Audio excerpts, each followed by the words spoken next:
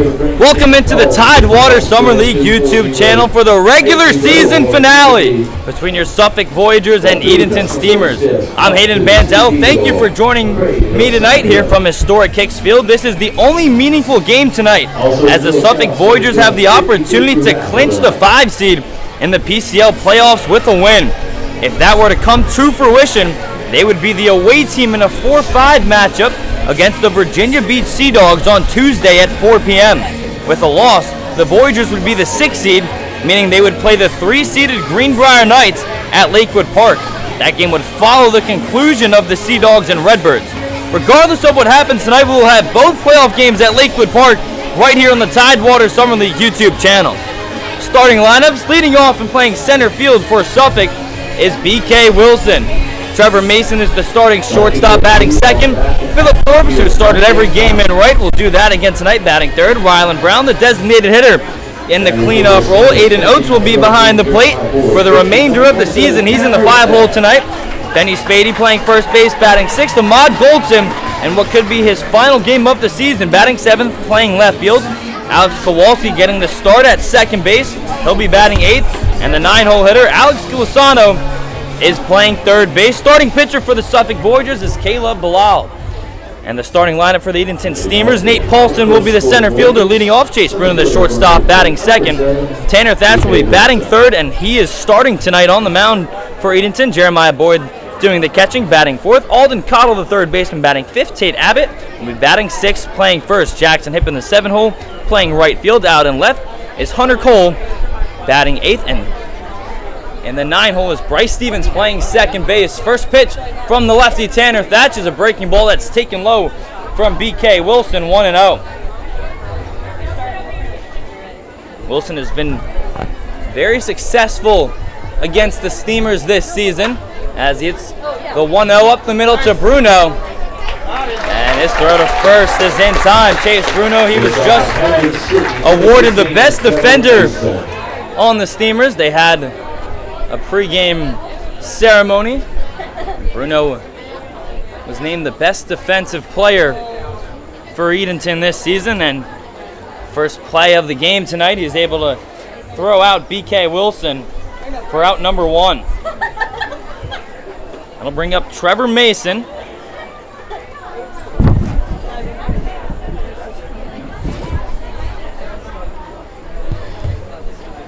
Tonight, the Greenbrier Knights are in Tarboro. And the 1-0 from Mason is a called strike on the outside corner. 1-1. However, that game that was supposed to start at 7 is now going to start at 7:30 as some showers pass through in Tarboro.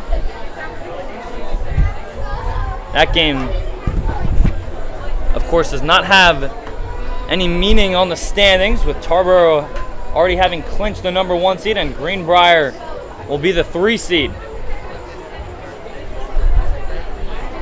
2-1 from Thatch, and that one misses up. This is the first time that Thatch is pitching against the Voyagers.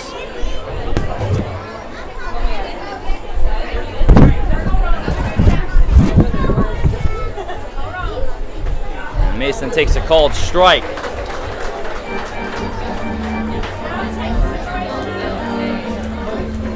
Mason is 1 for 5 on the season against Edenton. Pitch from Thatch, and Mason swings and misses for strike 3. 2 up and 2 down to start the first for Tanner Thatch. That'll bring up Philip Forbes, P5 they call him. Forbes has a batting average of .472 to lead Suffolk.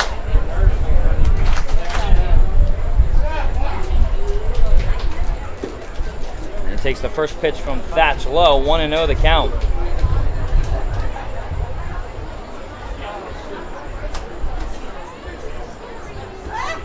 Forbes actually leads the entire league in batting average with his .472 mark.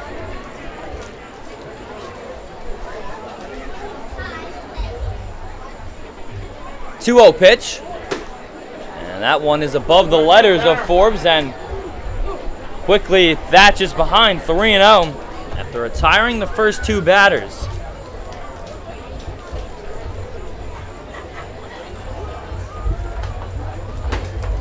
And there's a 4-pitch walk for Forbes. With 2 outs, it's his 12th walk of the season. That'll bring up the designated hitter, Ryland Brown. Brown in the 4-hole tonight. He hasn't been there a lot lately, even though he has a very high OPS of 833.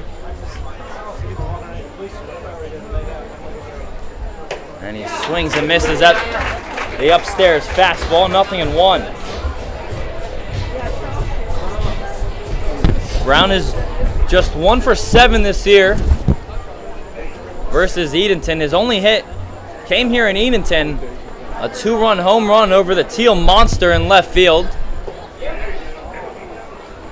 He lays off the 0-1 offer from Thatch.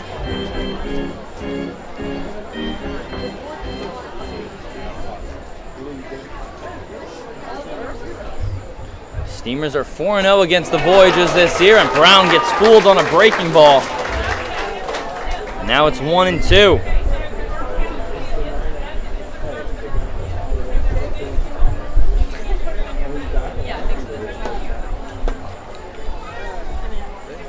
One, 2 to Brown. He lays off the breaking ball, 2-2. Thatch using his breaking ball early here tonight. Here in the first inning.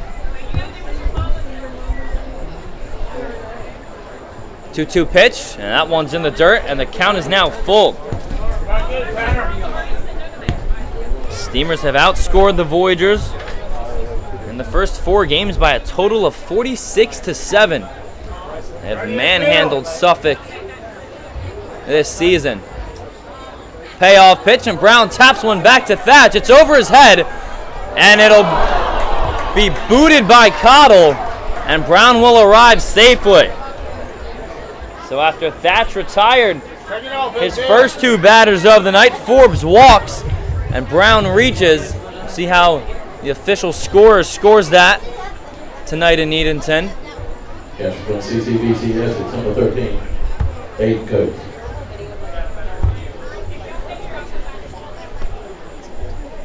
I'll bring up the catcher, Aiden Oates. Cottle had a couple of errors last night, and they are going to give Ryland Brown an infield single on that hit. And Oates takes the first pitch low, 1-0.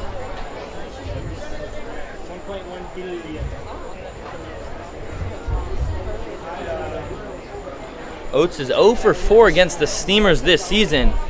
He's one of 4 guys in the Voyagers lineup tonight that has yet to have a hit against Edenton.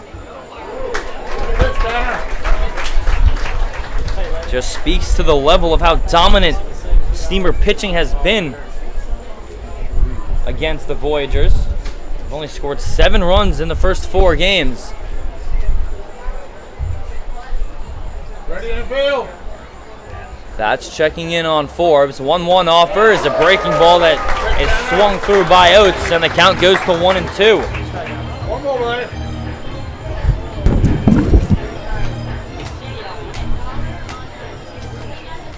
So Thatch One more, bud. had Brown with 2 strikes. He ended up reaching with an infield single. Now 1-2 to Oates. And he lays off that pitch in the dirt. There goes Forbes to third, and he'll arrive safely. Doesn't matter, guys. Come on. Brown held up at first, so now runners on the corners with 2 outs for Aiden Oates. Fire it, bud.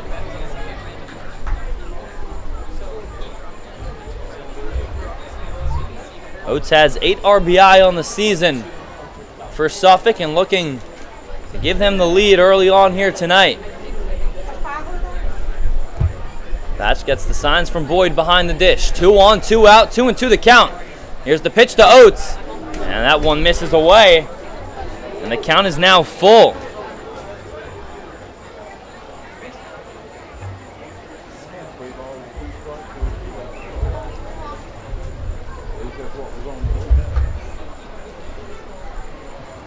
Ready and field. And there goes Brown early. And it's a ball 4 to Oates, and the bases are loaded for Benny Spady.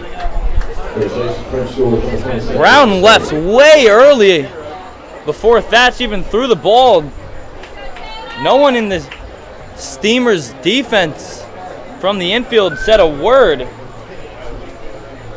Probably could have easily picked off Brown instead. No harm done. Thatch Dig out right here. walks Oates, and now Benny Spady will step into the box as a right-handed batter. Spady is a switch hitter.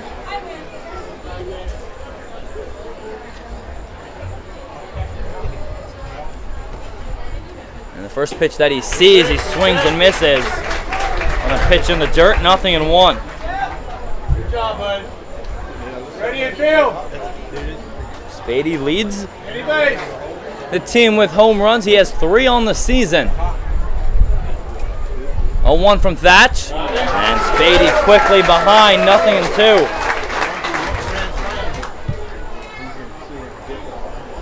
Spady is also one of those Voyagers that doesn't have a hit against Edenton this season. Ready and field. Any base. He has 7 runs batted in. And the 0-2 got Spady looking, a called strike 3. The Voyagers leave the bases loaded in the top of the first as Caleb Bilal takes the mound in a scoreless game.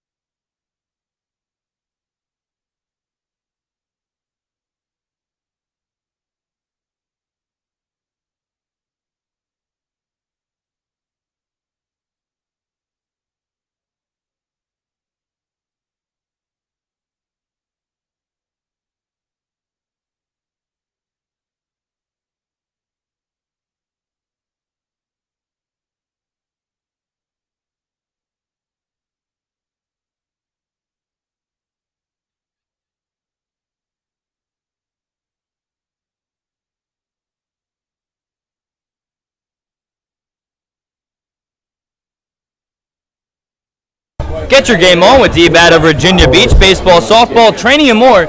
D-Bat Virginia Beach is a state-of-the-art facility with over 17,000 square feet, 13 batting cages, and professional instructors who don't just know baseball and softball, but live and breathe it. You can find them located at 5258A Fairfield Shopping Center in Virginia Beach. You can also call them at 757-467-1111. You can also visit their website at dbatofvirginiabeach.com.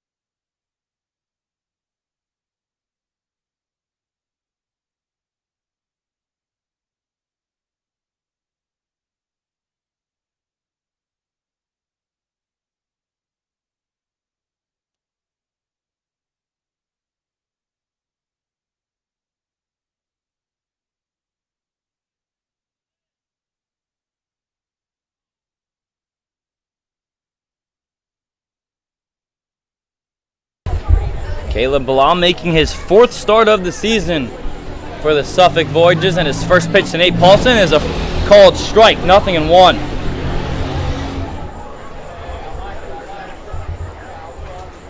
1-0, you ready, buddy? On hold. So Bruno is on deck. He was awarded as the top defender for Edenton. Paulson, as he's quickly down in the count from Bilal, 0-2. Paulson was named the best hitter this season for the Steamers. With an OPS over 1,000, he's hitting .340. And he lays off the 0-2 pitch, 1-2.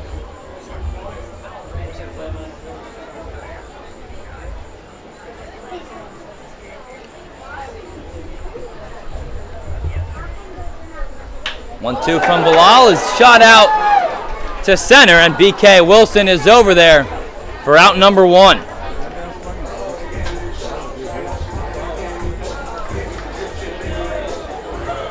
Shortstop from Monterey, number 4, Chase Bruno.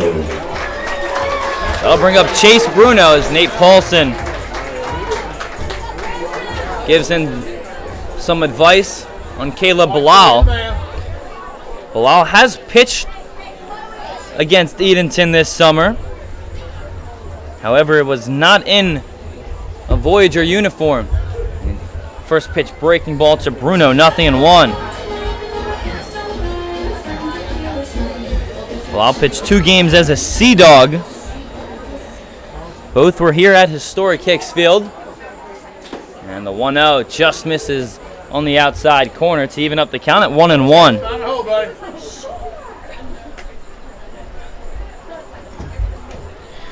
And there's 2 relief outings for Virginia Beach as Bruno rolls one over to third. Gilasano's throw is in time. So just like Tanner Thatch did in the top half of the inning, Caleb Bilal retires the first 2 batters that he sees. And Tanner Thatch will now step into the box. The Voyagers, even after starting the inning with 2 outs and nobody on, managed to get the bases loaded, but did not bring anyone home. First pitch from Bilal to Thatch is swung out into left center. That'll fall in for a base hit. First hit of the night for the Steamers. Tanner Thatch continues to manhandle Suffolk. He's now 11 for 21 against them on the year. Pitcher from Middle Tennessee State, number 33, Jeremiah Boyd. And that'll bring up Jeremiah Boyd. Boyd is DHing last night, so as per usual, he'll start behind the plate tonight. Jeremiah's the man, right here. First pitch. With 2 outs and Thatch on first. Golden Arch is calling you. Bilal first pitch from the stretch misses low, 1-0. So back to Bilal's numbers with Virginia Beach against the Steamers. 2 relief outings. He only recorded 2 outs in each of them. His first one he allowed 2 runs, all were earned, and was awarded with the loss. The second time, back on June 28th, he didn't allow a single run. In fact, didn't allow a single base runner. So faced 2 batters and retired both of them. But ever since he's come to Suffolk, he's pitched in every game for the Voyagers. 4 starts, 1 relief outing. Certainly gotten him some experience facing a high-powered Steamers offense. Jeremiah Boyd takes a called strike on the outside corner, 2-1. 133, you ready, buddy? Boyd was named the Heart and Soul, one of the awards given out tonight to the Steamers. It's a fan favorite here in Edenton. 2-1 from Bilal. And Boyd takes it on the outside corner, a called strike. And frame job there from Aiden Oates, who will be behind the plate for the rest of the season for Suffolk. So hopefully he can stay healthy come playoff time. Tyler Gorbett, Suffolk's only other catcher A rookie has reported to school at UVA Wise. So Oates will be behind the dish for the remainder of the season. 2-2 from Bilal. And that one is shot out to left. And that ball is gone. Forget about it. Jeremiah Boyd, a 2-run shot. His 9th home run of the season. That leads all Steamers. And so, just like that, after Bilal retired, the first 2 batters, a single from Thatch, and Boyd sends one way over the teal monster to put Edenton up 2-0.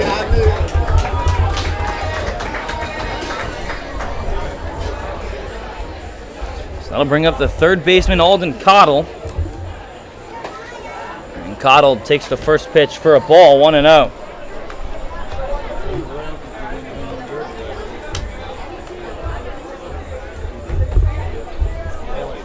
1-0 from Bilal is a called strike, 1-1.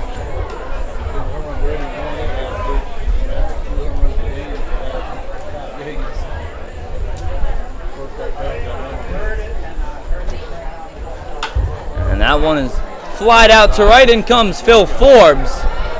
And he slides to make the catch to retire the side, but not before a 2-run shot off of the bat of Jeremiah Boyd to put the Steamers up 2-0 at the end of the first.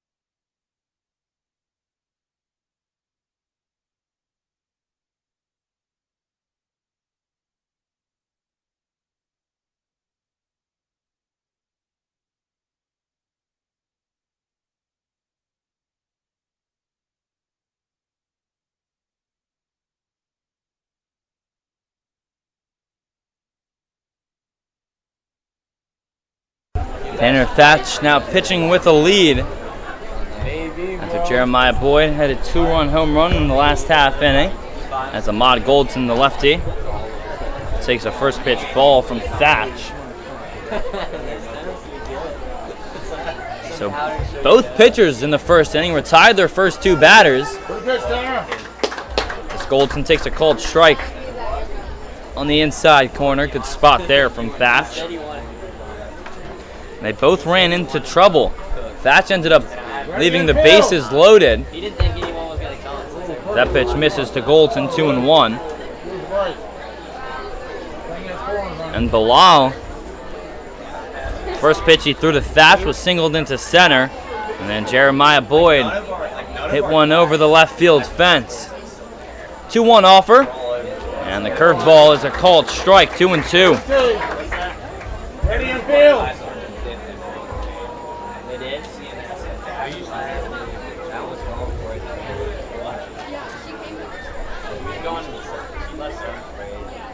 That shakes off Boyd. And now he's ready from the windup. 2-2. And that pitch nearly hits Goldson. Brushes him off the plate, and the count is full.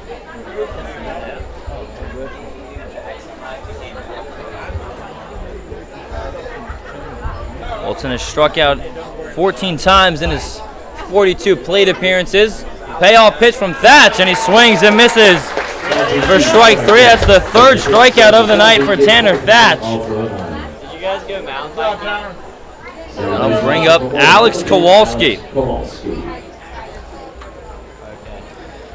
Kowalski getting the start tonight at second defensively. I guess the top of the mountain.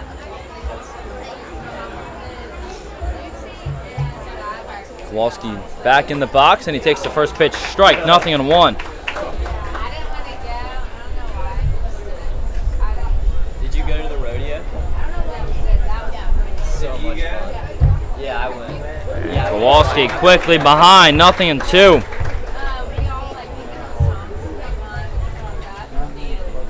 Did they have the thing where the little kids go and try to take the thing off the balls?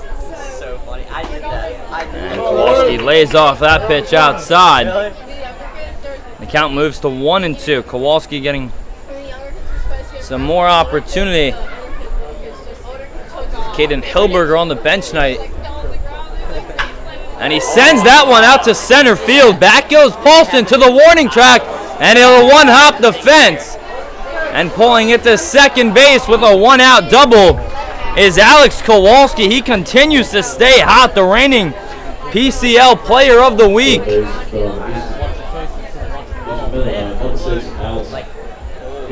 After he was down in the count, 0-2.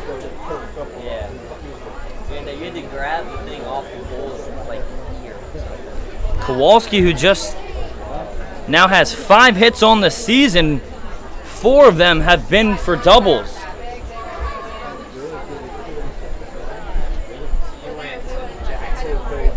So that'll bring up Alex Gilasano. One out, the 9-hole hitter. Did anyone do like really good? And the third baseman takes the first pitch for a ball, 1-0.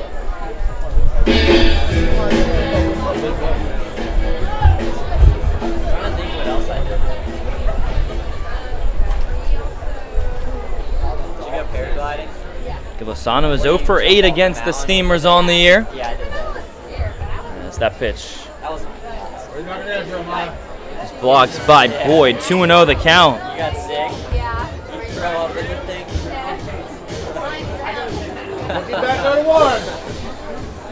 Gilasano just has 1 RBI on the year. That came on opening day against the Redbirds. Now with the runner in scoring position here, with the Voyagers trailing 2-0, he nubs that one down the first base side. That'll go foul at the last moment.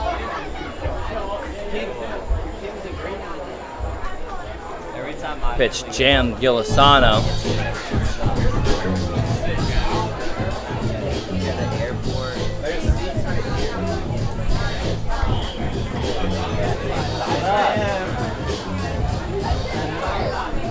Max. This is Keaton right here. That's Max. 2 balls and 1 strike on Gilasano.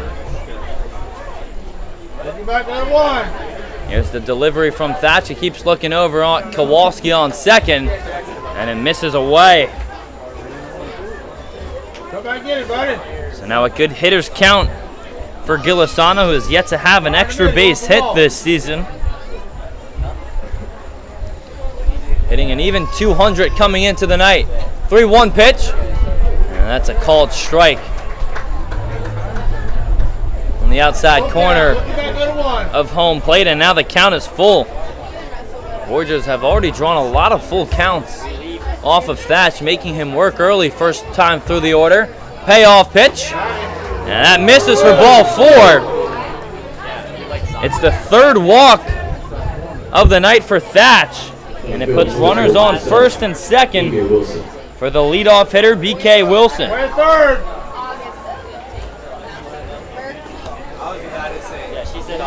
Wilson has the best numbers for any Voyagers coming into the night. He's 0 for 1, but 6 for now 15 against Suffolk.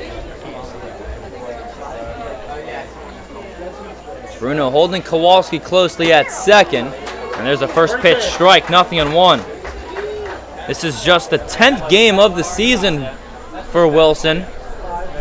Missed some time because his grandfather was ill, and half of those games have been against the Steamers.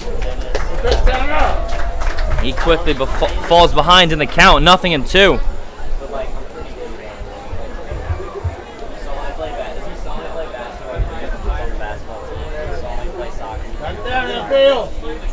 Oh, 2. Wilson just trying to put the ball in play. That's what he does. It's hit to the right side, and the first baseman Abbott throw to first is not in time. Thatch was not quick enough to recover, and for the second straight inning, the bases are loaded for the Voyagers. A good job there from the leadoff hitter BK Wilson, down in the count, 0-2, just to slap the ball to the opposite field, and it'll be the second infield single of the night for Suffolk. Turn 2. Bring it home. So that'll bring up Trevor Mason. He's 0 for 1 tonight. He struck out in the first inning. Trying to get Suffolk back in this game, and he takes the first pitch for a called strike, 0-1.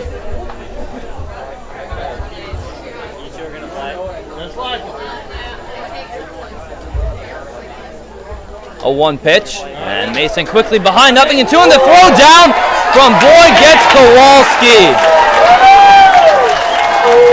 What a play from Jeremiah Boyd. He caught Kowalski napping for out number 2, and now, just like that, Thatch is 1 strike away from getting out of this inning unscathed again.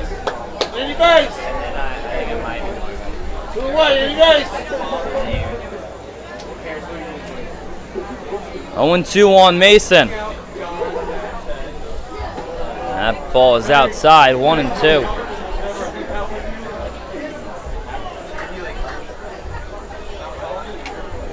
That'll certainly run you out of an inning, especially with now Mason behind the 1-2. Pitch from Thatch, and he fouls it off. Late on the swing towards the right side, so we'll do the 1-2 again.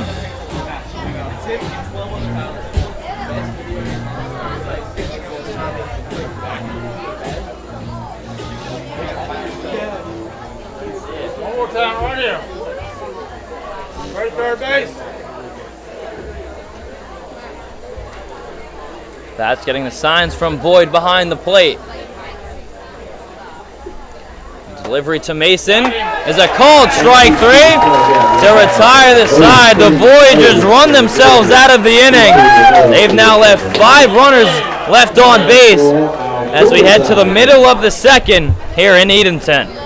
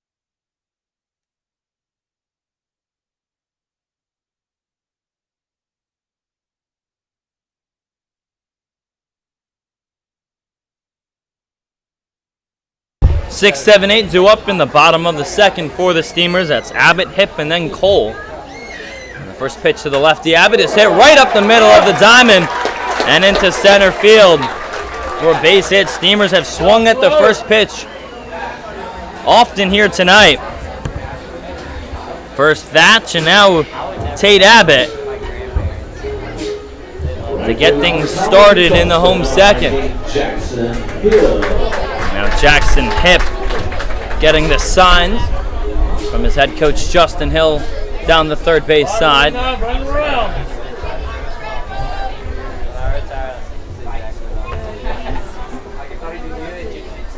Well, long hold. Pitch from the stretch is swung through from Hip. 0-1.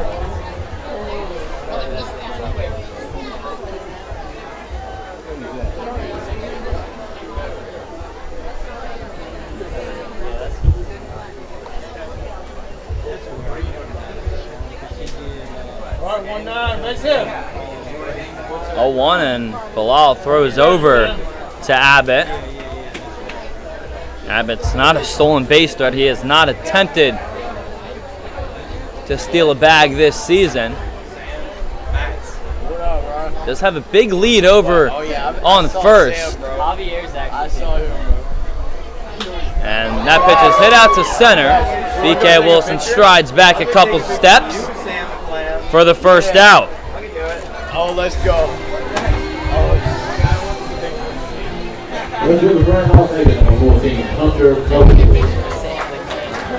That'll bring up Hunter Cole.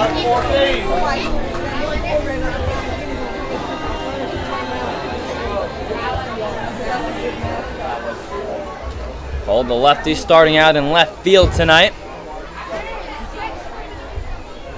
And Bilal again throws over, close play.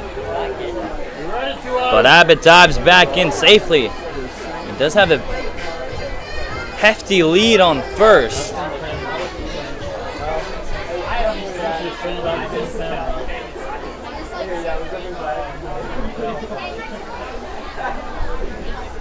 Here's the first offer to Cole, and he first pitch swings and fouls it off down the left field line. 0-1.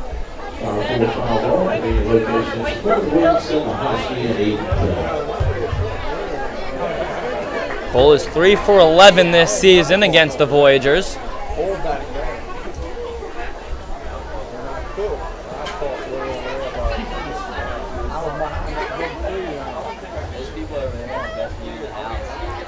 And again, Bilal throws over to Abbott. That's the third time he's thrown over for a base runner that has yet to try and steal this summer.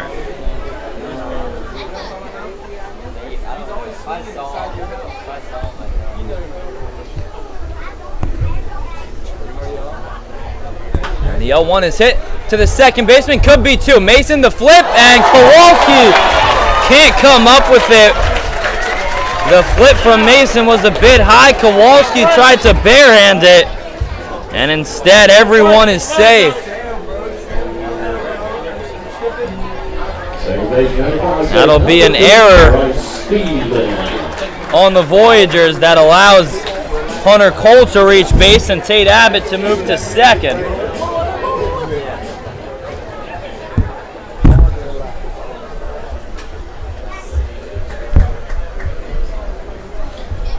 The 9-hole hitter, Bryce Stevens, takes the first pitch inside, 1-0.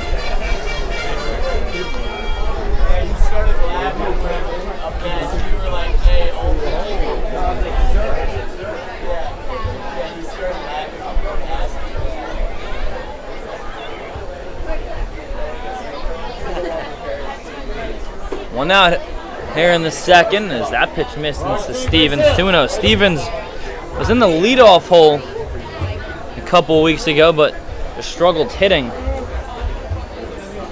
in that spot, so he's now back in the 9-hole.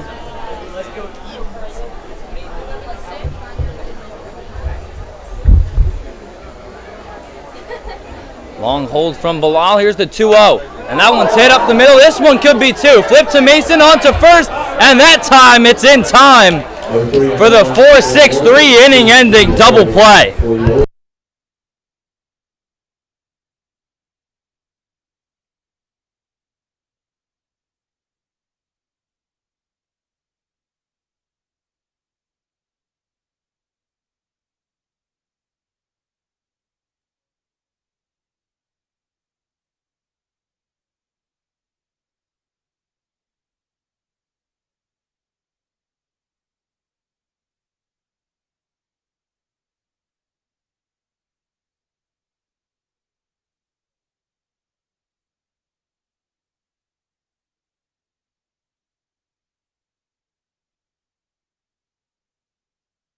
Mercedes-Benz of Virginia Beach has earned a reputation as one of the Hampton Roads' most trusted luxury car dealers.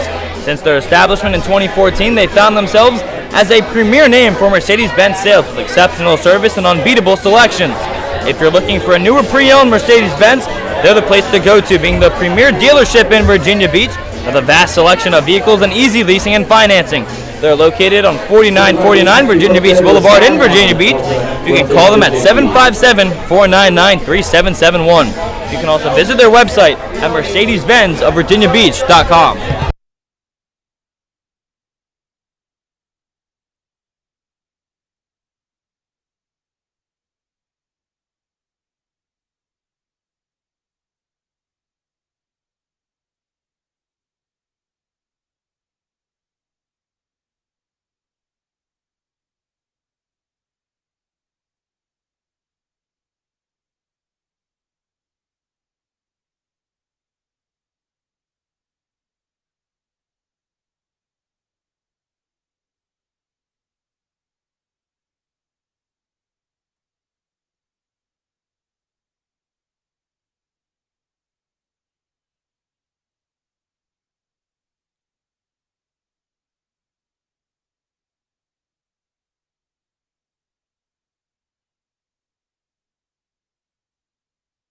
Philip Forbes leading off the third inning for Suffolk.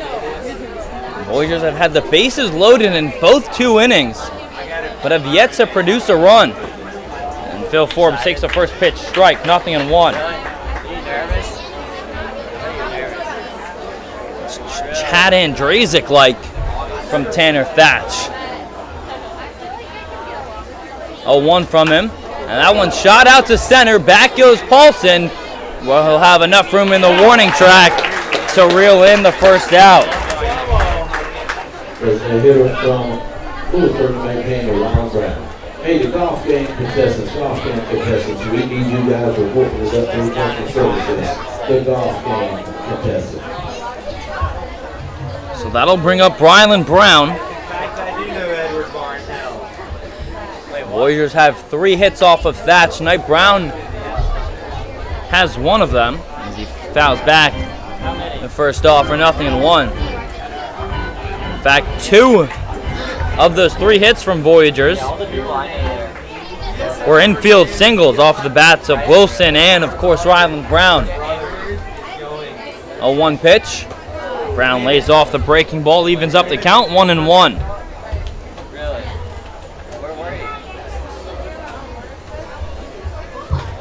The only other hit that Brown had this season against Edenton, the other one left the yard, so his second one didn't even leave the infield as that pitch bounces on top of home plate. No one on base, and the count goes to 2-1.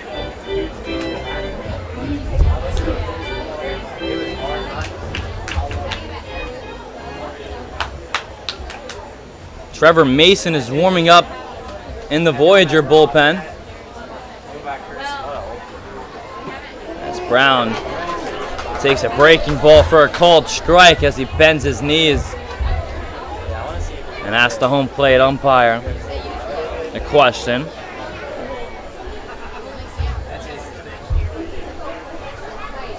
Two from the windup, and Brown swings and just able to stay alive. And we'll do the 2-2 again.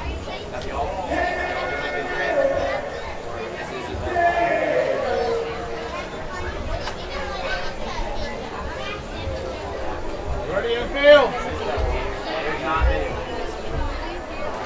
2-2 on its way from Thatch, and Brown swings and misses for strike 3. That's the 5th strikeout of the night for Tanner Thatch, and the second out here in the third.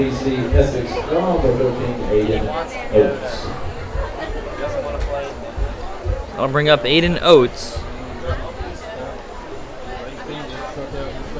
The catcher walked in his only plate appearances that load the bases for Benny Spady, who's on deck. And he swings and misses at that first off for 0-1.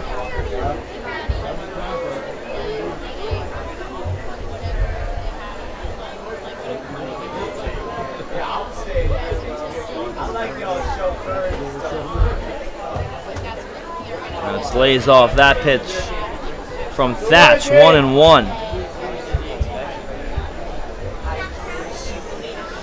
Thatch, single game high in strikeouts this year is 7.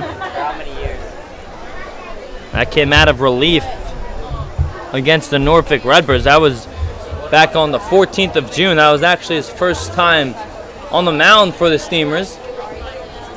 And the 2-1 misses again low to Oates, and he's up in the count 3-1 for his second consecutive AB.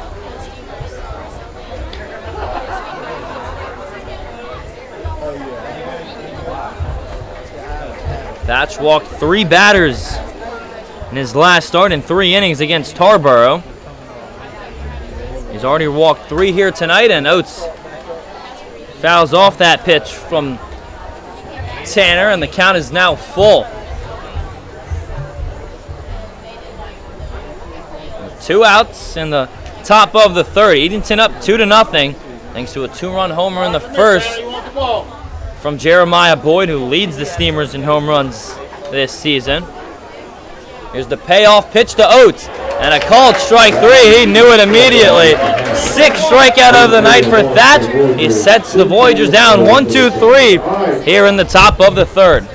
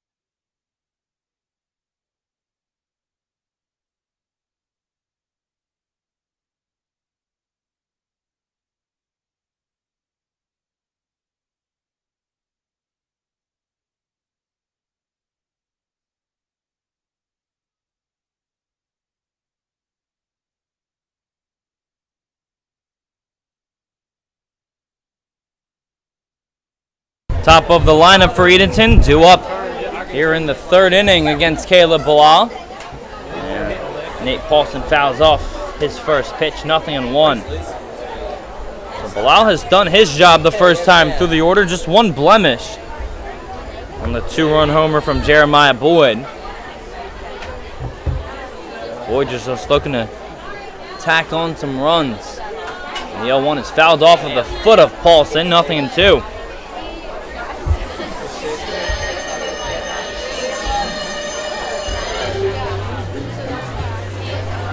Paulson's 3 for 10 this season against the Voyagers.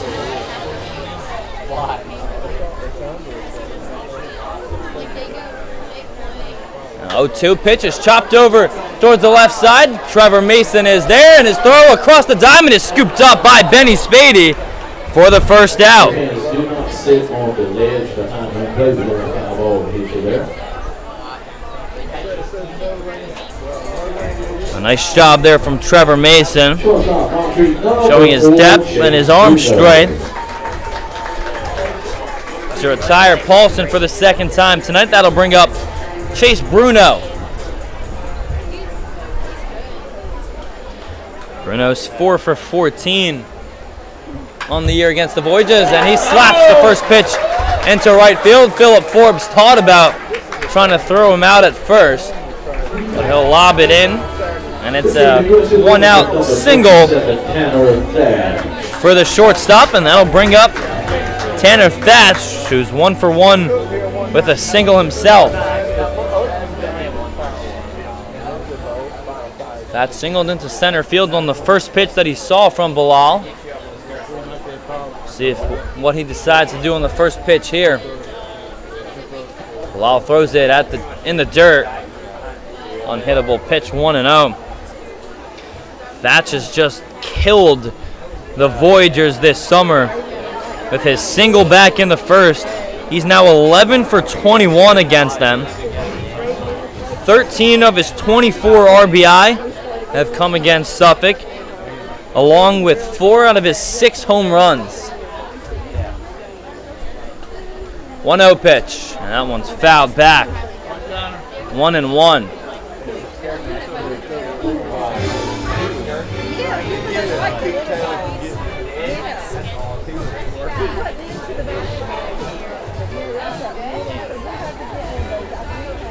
That's getting to play in back-to-back games. Steamers playing here last night. Right down there, bring him around.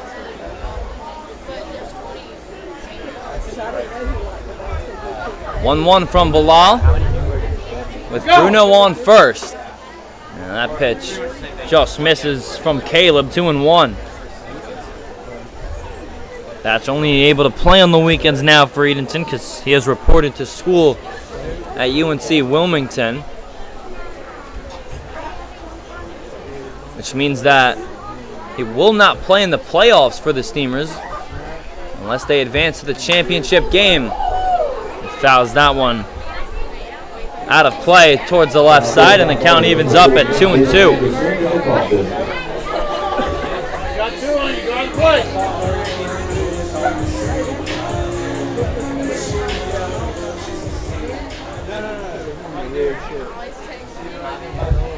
Beat off of you.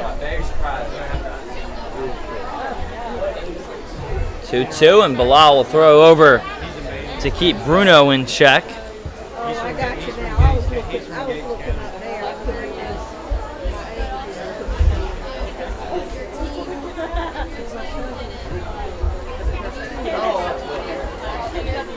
Beat off of you. 2-2, there goes Bruno, and the pitch is upstairs and swung out to center field, and now having to retreat back to first is Bruno, as BK Wilson makes the catch for the second out.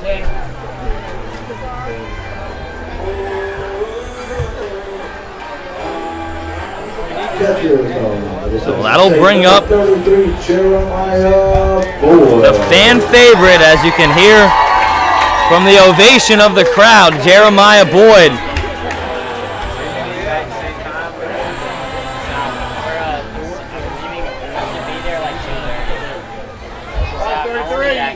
Go with me, buddy. Golden Arch is calling you. And Boyd hits that one to short. Mason, the flip to second, gets the force out for the third out. So Bilal keeps the Steamers off the board in the third. We'll head to the fourth inning here from historic Hicks Field, with the Voyagers trailing 2-0.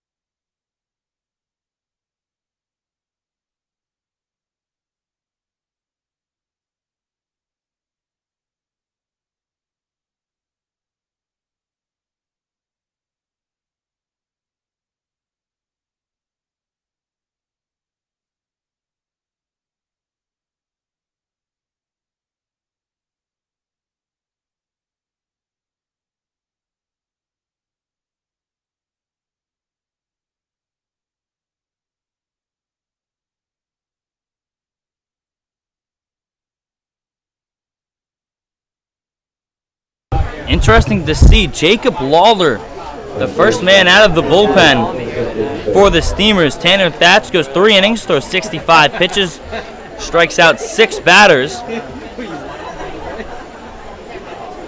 Benny Spady turns around, bats from the left-handed side, and the first pitch is rolled over to Stevens at second. So 1 pitch and 1 out of the bullpen for Jacob Lawler.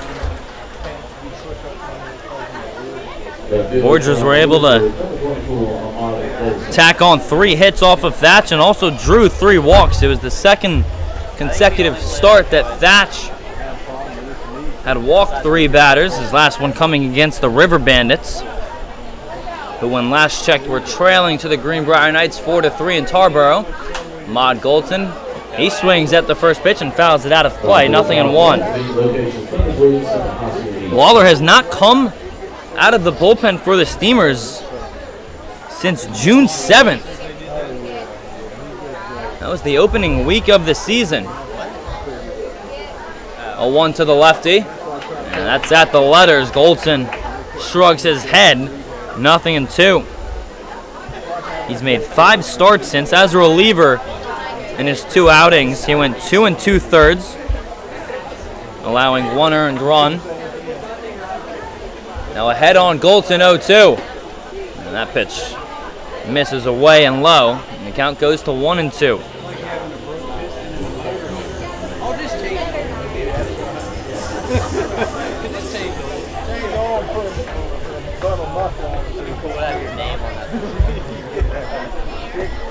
Golton swings and misses for strike 3. The first strikeout for Jacob Lawler, and the second out here in the 4th. Tanner Thatch struck out 2 batters in each of his 3 innings. As Alex Kowalski, he's got a hole in the back side of his pants on the left knee. Takes the first pitch low, 1-0. Kowalski doubled in his only at bat. It was his 4th double of the season. Ended up getting to third base, but was thrown out on a back pick from Jeremiah Boyd.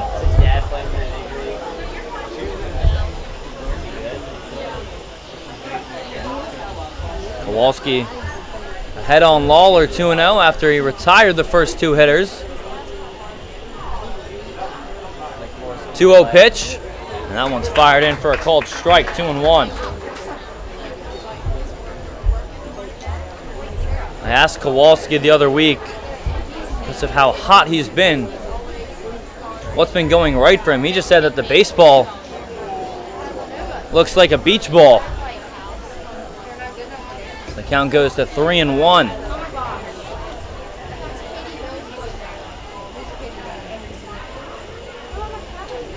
Here's the 3-1 from Lawler, and he fouls it straight back. 3-2 the count. $70. Worth it.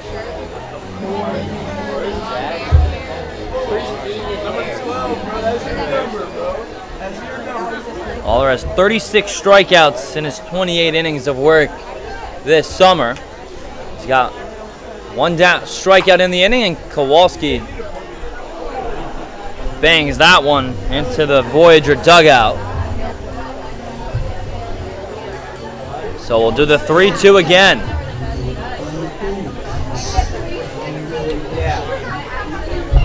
Kowalski trying to stay hot for Suffolk in the regular season finale. Here's the payoff pitch from the windup, and it's outside, and Kowalski is aboard for the 2nd time tonight.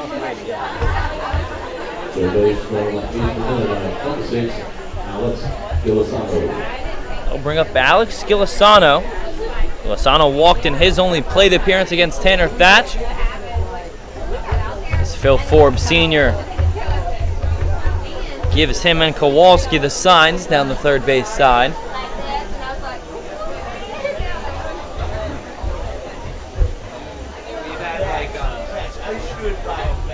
Gilasano still looking for his first hit this year against the Steamers, and he takes the first pitch that he sees from Lawler outside, 1-0.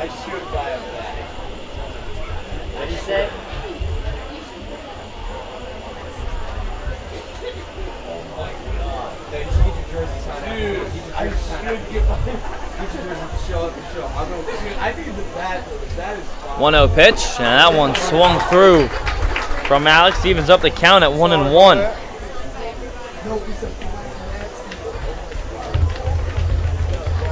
Kowalski on first. He has not tried to steal a base this season. Wouldn't expect him to go. With 2 outs and a 1-1 count on Gilasano. And he swings through that pitch from Lawler, 1-2.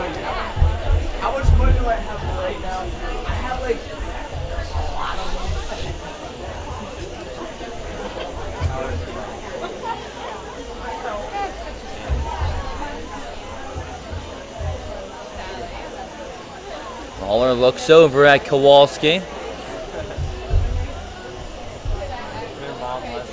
Here's the 1-2 on its way. And Gilasano lays off on a pitch low and away, and it evens up the count at 2 balls and 2 strikes. BK Wilson, the leadoff man for Suffolk, is in the on-deck circle. Lawler delivers the 2-2, and that one shot out to center. In comes Paulson, and that'll fall in front of him for a base hit.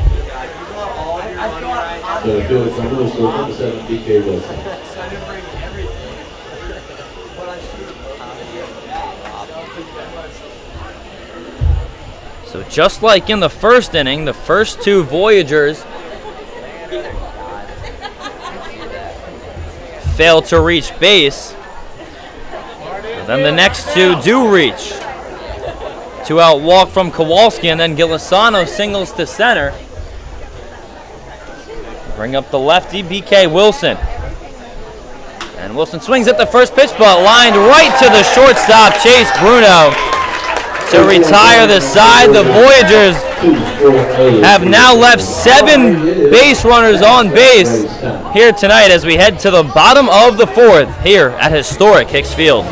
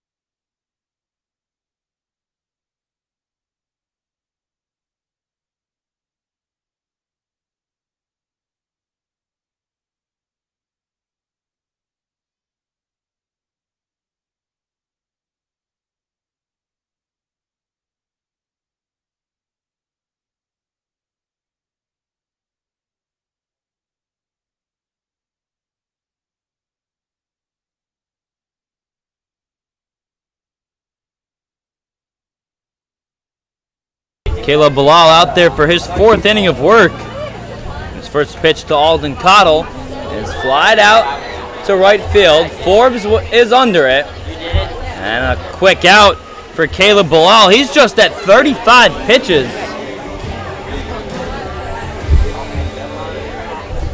Through 3 innings and a third. The Steamers keep swinging at the first pitch and putting it in play, so it's allowed Bilal to have such a low pitch count. Trevor Mason was warming up a couple innings ago. Wasn't warming up in the last half inning, however. And that time, the lefty Tate Abbott takes the first pitch strike, 0-1.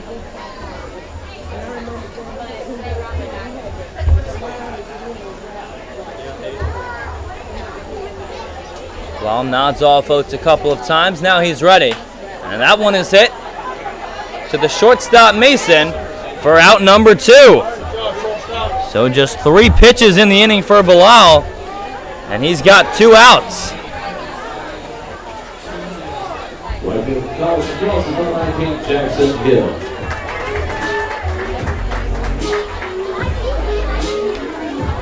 So that'll bring up the right fielder Jackson Hipp, who's 0 for 1 tonight. Hipp is 3 for 12 on the season against Suffolk. And that ball is laid off from Hipp, 1-0.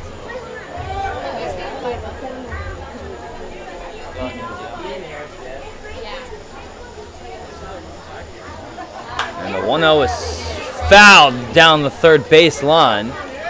And it's 1-1.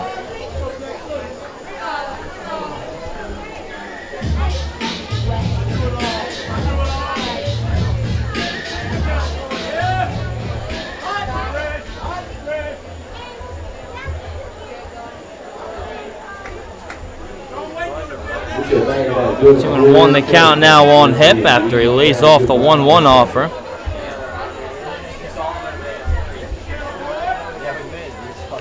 Hipps has 2 hits in his last 2 games. He takes a called strike, 2-2.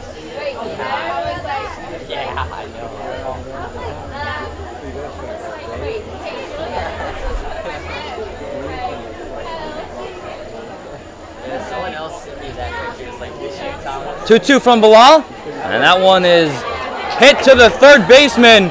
Gilasano, his throw to first is in time. Beautiful defensive play from Alex Gilasano, diving to rob Jackson Hipp of a base hit. It's an 8-pitch inning for Caleb Bilal as we head to the 5th inning here in Edenton, North Carolina.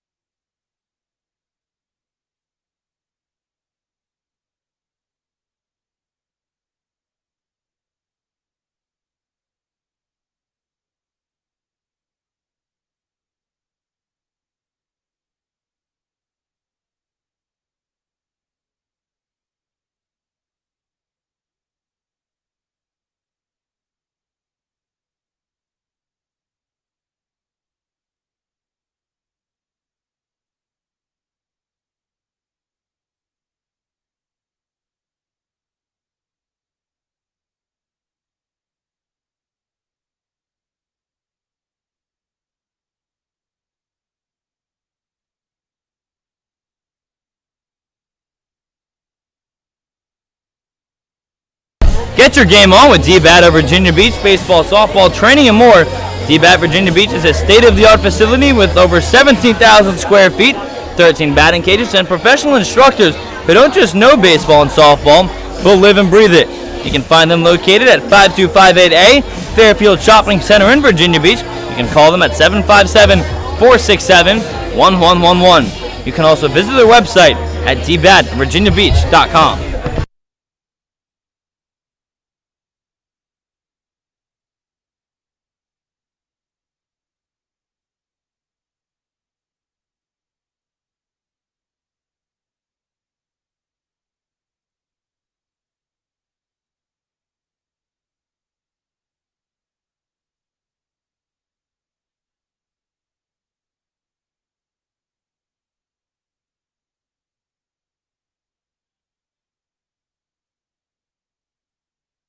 Start of the 5th inning here from historic Hicks Field on the Tidewater Summer League YouTube channel. Thank you for joining me tonight. I'm Hayden Bandel. Voyagers currently trail the Steamers 2-0. They've yet to defeat them this summer. Each team has 4 hits tonight, but the difference as Trevor Mason slaps the first pitch to the right side. Bryce Stevens waits for it and throws out Trevor Mason.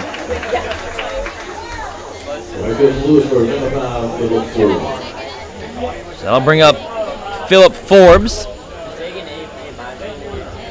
That was the first time that Mason put a ball in play. Forbes is 0 for 1. He did walk back in the first, but was left stranded on third. Suffolk has left 7 base runners on base as that pitch nearly hits Forbes, who backs off the dish 1-0. Jeremiah Boyd accounts for the only run scored in this game. 2-run homer in the first. After Bilal retired the first 2 batters, hoping that his offense can get going here in the 5th. Forbes ahead 2-0 on Lawler. Fouls that one straight back, 2-1.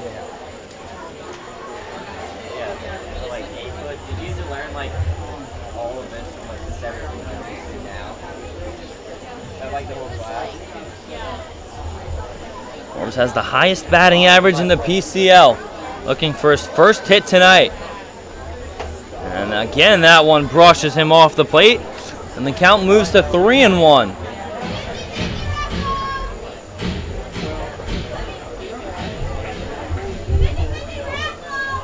Three 3-1 offer from Lawler. And Forbes fouls it back, and the count is full. Voyagers have drawn a lot of full counts against Thatch and Lawler.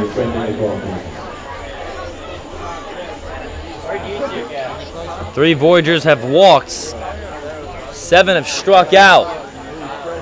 3-2 pitch. And that one's foul tipped, and Jeremiah Boyd is unable to squeeze it. So we'll do it again. Full count, guys, right here.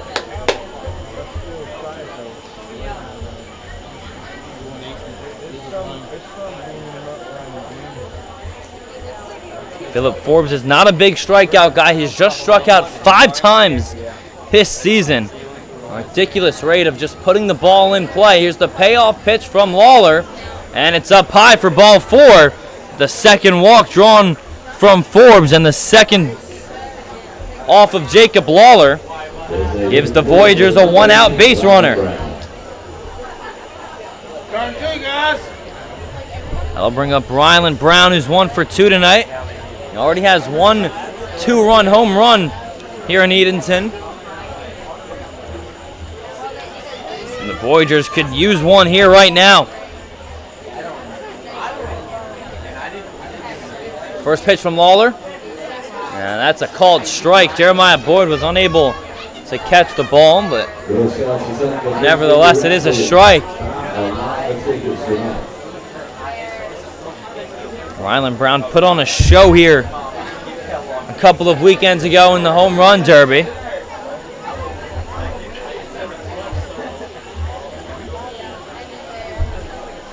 As Lawler throws over to Forbes, he hit a total of 28 home runs, but fell to the man directly behind him, Jeremiah Boyd.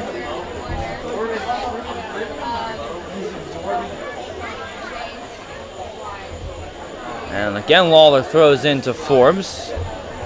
Tucks his head and gets back in safely. Turn 2, defense. Forbes is 3 for 3 in stolen base attempts. Takes half a stride over towards second, and there he fakes a steal. The pitch is outside to Brown, 1-1.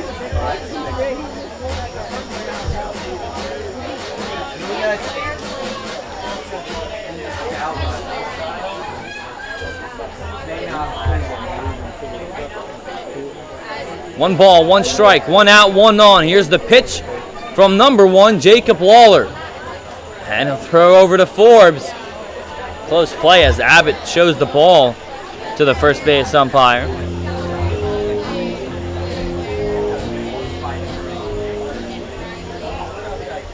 Turn 2, defense.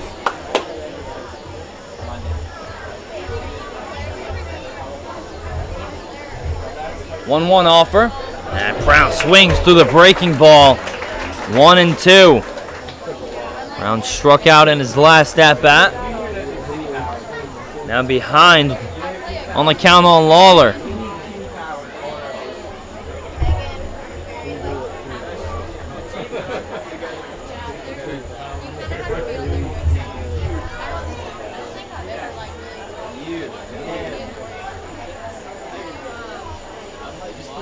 One-two pitch, and Brown fouls it off.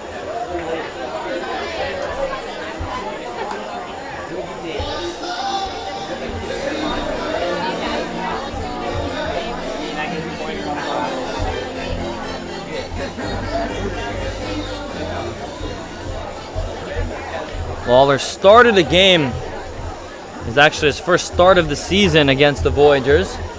Back on June 9th as Brown takes that pitch low in the dirt and the count evens up at 2-2. He went 4 2/3 in that start right here at historic Hicks Field. Didn't get a decision. Allowed 1 run on 3 hits. Also walked 3 batters. Struck out 6 Voyagers that night. He struck out 1 thus far tonight as Brown fouls one off again, making Lawler work. So we'll do the 2-2 again.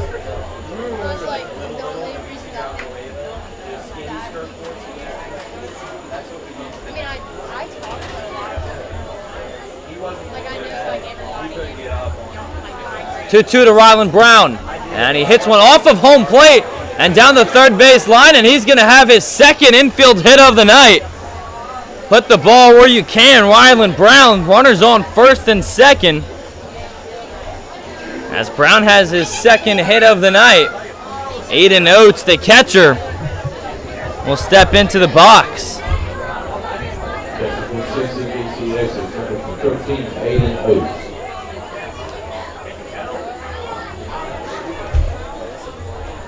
So Brown kind of tricking all the Steamers. His only hit against them coming into the night was a home run. He hit 28 home runs here in the Derby, and now he has 2 infield hits. So first pitch from Lawler to Oates is a called strike, 0-1.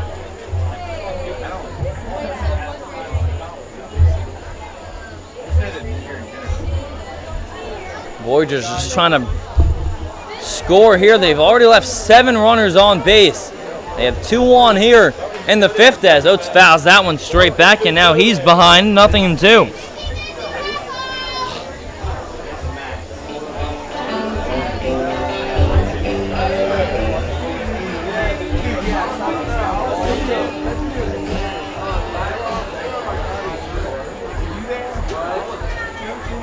Oates not a high strikeout victim.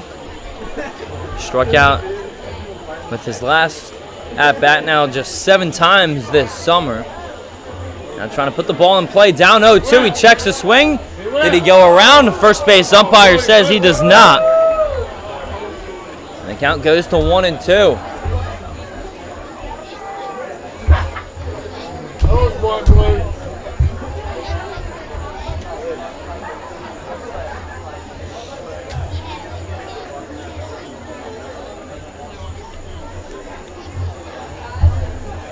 Here's the 1-2 on its way from Lawler.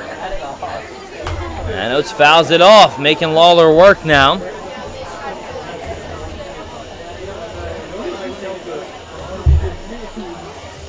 Benny Spady is in the on-deck circle for Suffolk.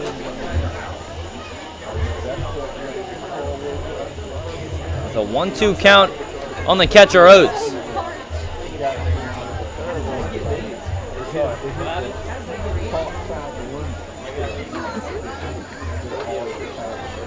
One-two pitch, and again Oates fouls it straight back.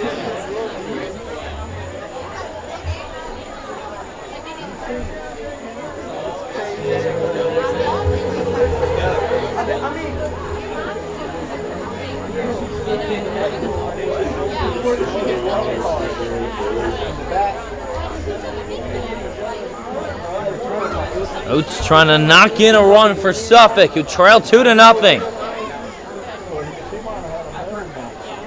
1-2 pitch. And again, Oates fouls it back. Oates is locked in right now.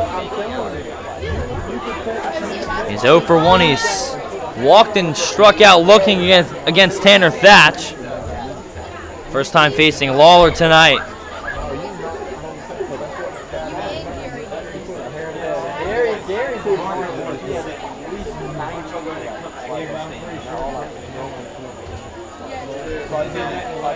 One, two. And again, Oates fouls back the third consecutive pitch from Jacob Lawler.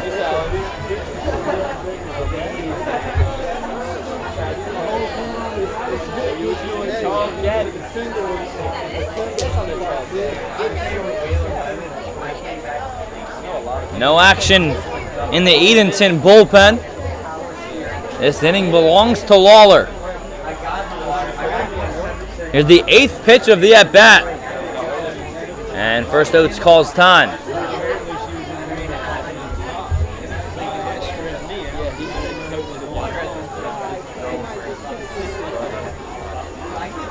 Oates has yet to put a ball in play this evening. And the 1-2 misses low, and the count is 2-2.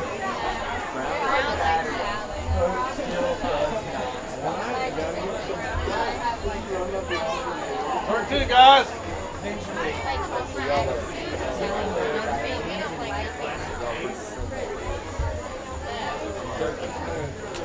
Lawler. Olds get the signs from Boyd. 2-2 is fouled back by Oates. He's got Lawler timed up. Now just trying to put the ball in play.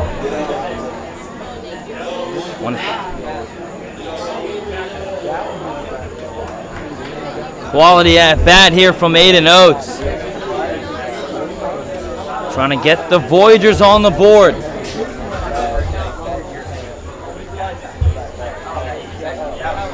This is the 10th pitch of the at-bat. From Lawler to Oates, and that one is lined to Bruno. Flip to second. Stevens throw to first is in time for the inning ending.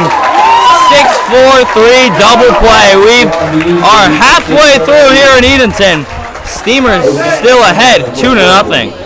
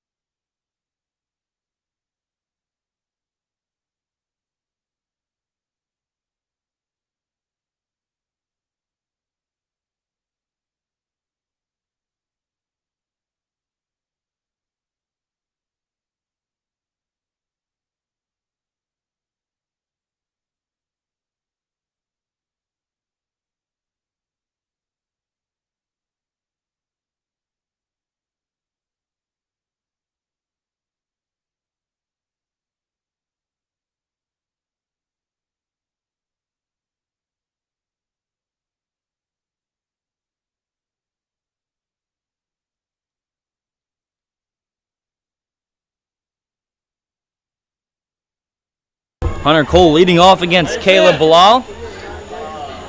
After Aiden Oates had a 10-pitch at bat, but ended up rolling into a 6-4-3 inning-ending double play. Definitely made Lawler work.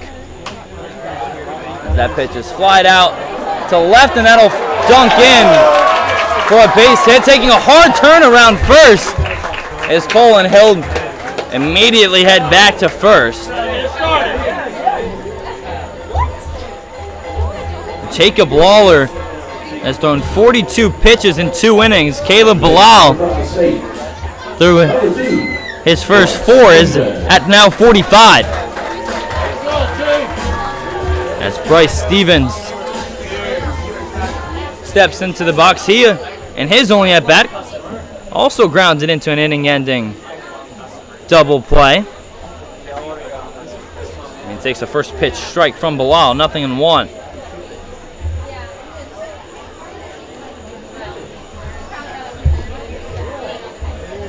Stevens' only at bat was in the 2nd inning. He's now back in the 9-hole for Edenton. And Bilal throws over to Hunter Cole.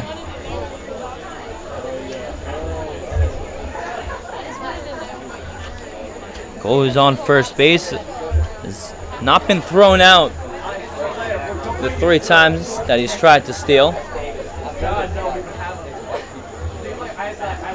And the 0-1, Stevens checks the swing, home plate. Umpire says he went around.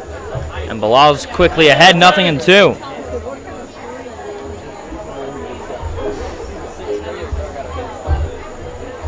Contact.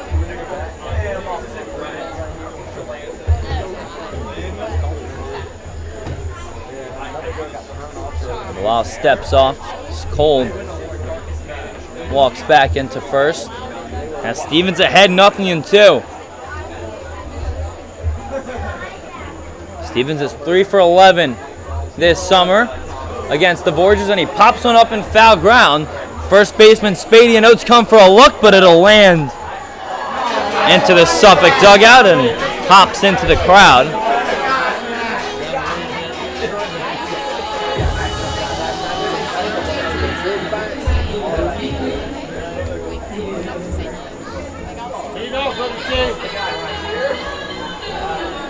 Count is 0-2 on Stevens. Has 13 strikeouts in his 102 plate appearances this summer. 0-2 pitch. And a called strike 3 gets Stevens looking for the first out here in the bottom of the 5th. That's the first strikeout of the night for Caleb Bilal.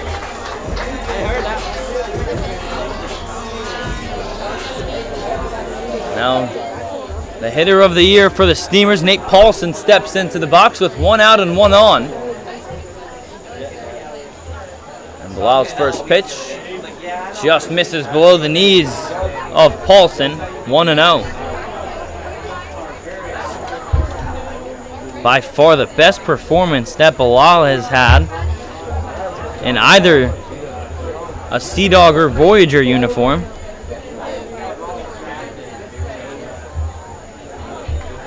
Made his longest start the last time he had the ball for the Voyagers. Went 4 innings against Greenbrier. He's already at 4 1/3 here tonight. Count is 1-1 on Paulson, who's 0 for 2 tonight, as Bilal throws over to Cole.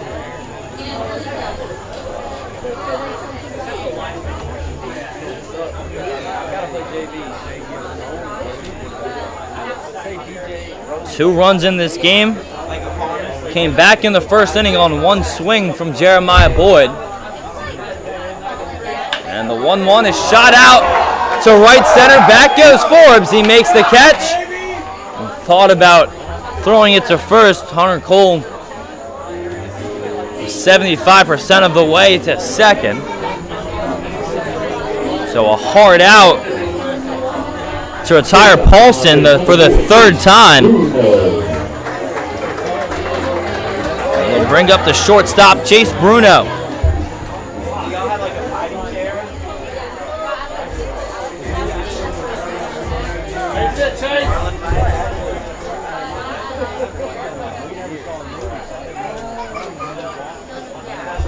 Bruno is 1 for 2 tonight as Bilal throws over to Cole again.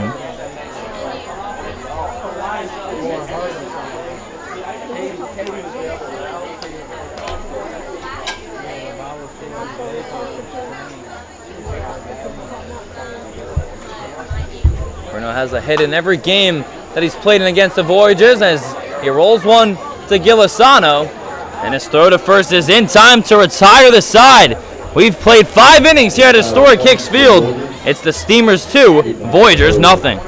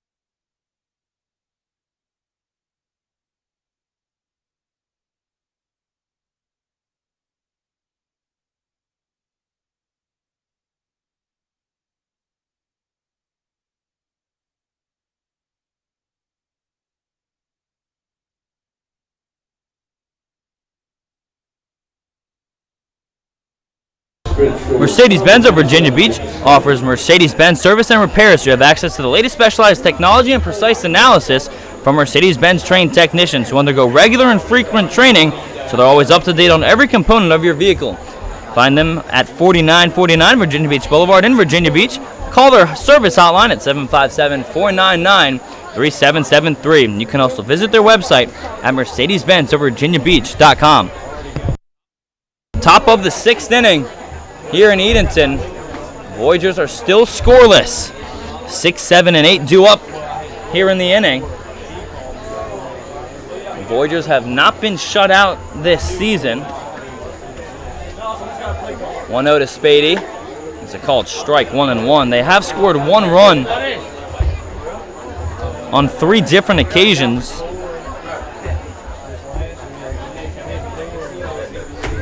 Spady swings through that pitch from Waller, 1-2.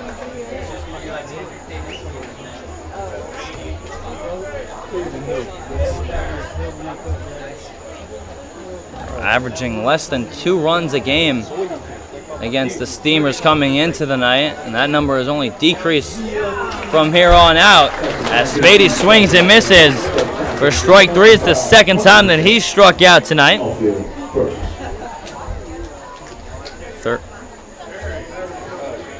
Second strikeout for Jacob Lawler for the first out here in the 6th. I'll bring up Ahmad Goldson, who has struck out in his only 2 at-bats tonight. He fouls back the first pitch, 0-1.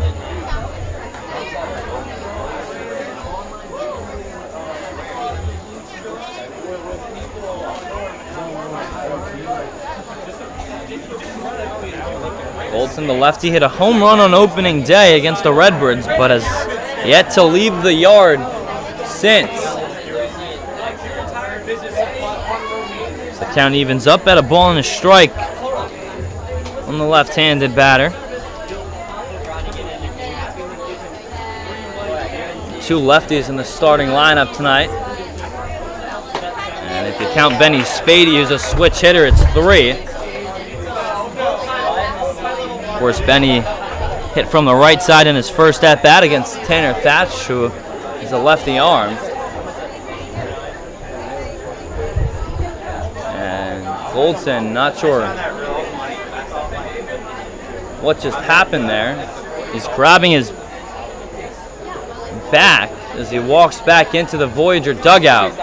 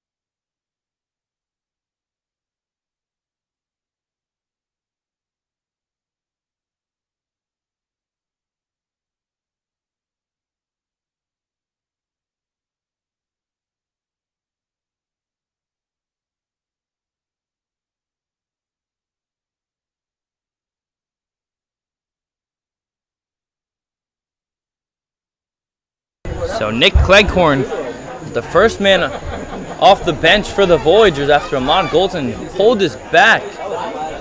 First pitch to Cleghorn is low. The count is 2-2 on Cleghorn. And now takes over for Goldson. Goldson right now is sitting straight up in the Voyager dugout with his back against the bench. 2-2 to Cleghorn. And a called strike 3 gets him looking. Back-to-back strikeouts for Jacob Lawler to start the 6th inning.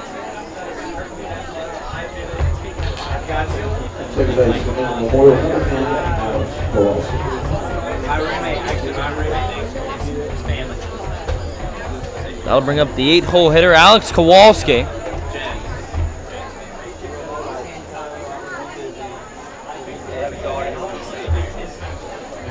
Kowalski takes the first pitch below the knees from Lawler, 1-0.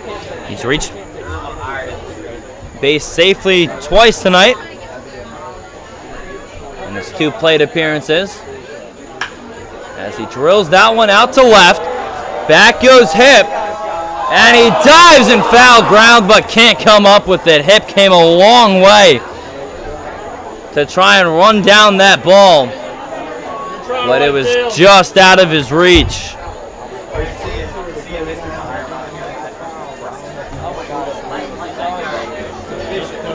Now Kowalski will walk back to the dish with his bat stood straight up thanks to his teammate and on-deck batter Alex Gilasano.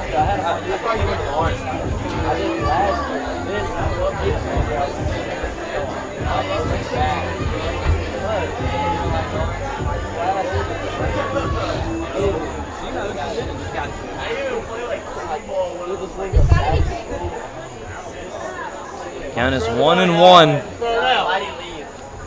on Kowalski. Trying to get something started with 2 outs. And that ball gets through the glove of Jeremiah Boyd. No one is aboard. 2-1 is the count. The Voyagers started the first inning. First 2 batters were retired. They ended up leaving the bases loaded in that inning.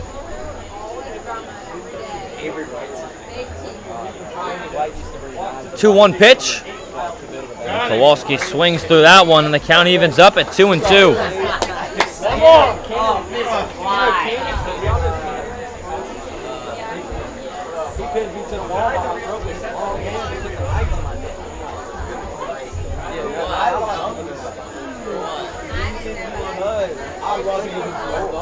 Here's the 2-2 on its way from Lawler, and that one's whipped up the middle of the diamond, right under the head of Lawler, and into center field. Alex Kowalski, he said that the baseball looks like a beach ball, and he means it. He's now 2 for 2 tonight. He almost took the head off of Jacob Lawler.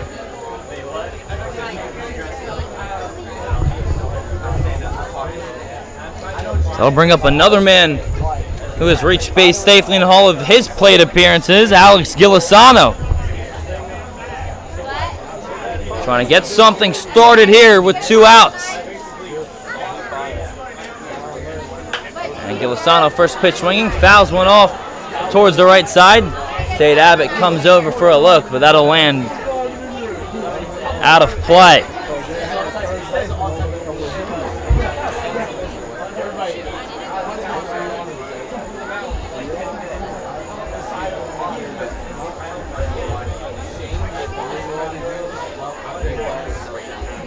Gilasano coming into the night only had 1 multi-hit game. He's 1 for 1 tonight with a walk. That multi-hit game was in his last one.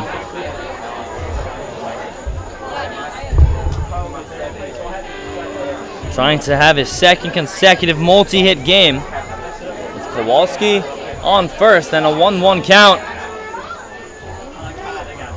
The offer from Lawler is a breaking ball that's fired in for a strike. And the count is 1-2.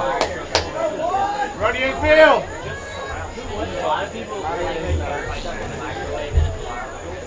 You've been close to swinging. 1 ball and 2 strikes. Here's the pitch to Gilasano and brushes him off the plate. And the count runs even.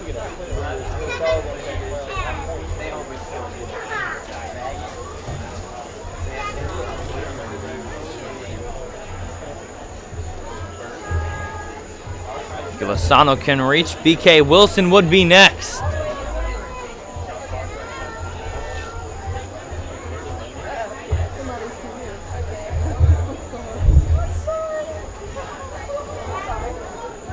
Two-two pitch. And that one is in the dirt. Gets stopped there from Boyd to prevent Kowalski from going into scoring position. But now the count is 3-2. With 2 outs here in the top of the 6th, Kowalski will be in motion.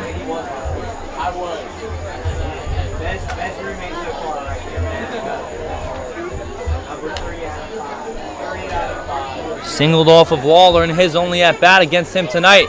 3-2 pitch, swing and a miss for strike 3. Lawler strikes out 3 Voyagers in the inning as we head to the bottom of the 6th here in Edenton.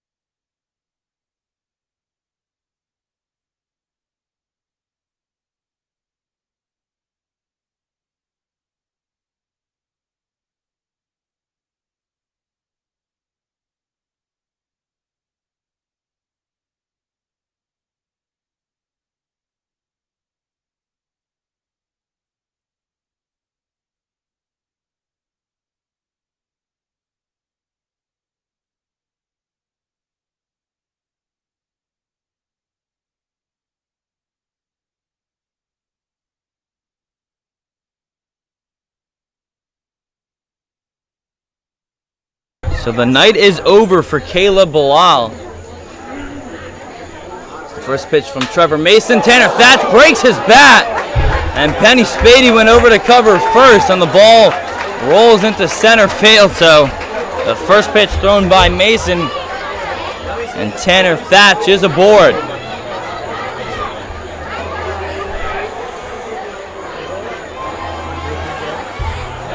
The Steamers just had 5 hits off of Bilal, and his 5 innings of work did not walk a single batter.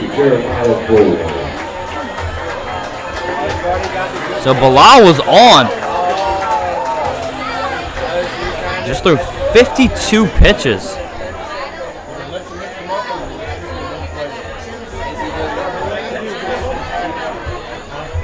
As Jeremiah Boyd, who had the only blemish to Bilal's night, steps into the box against Trevor Mason. And he takes a first pitch strike, 0-1. So Mason started at shortstop. So Dawson Cusick comes into the game. He's at short now. And Nick Cleghorn, who pinch hit for Ahmad Goldson after Goldson left with an injury. Quickly, Mason is ahead on Boyd, 0-2. Cleghorn is now out in left where Goldson started.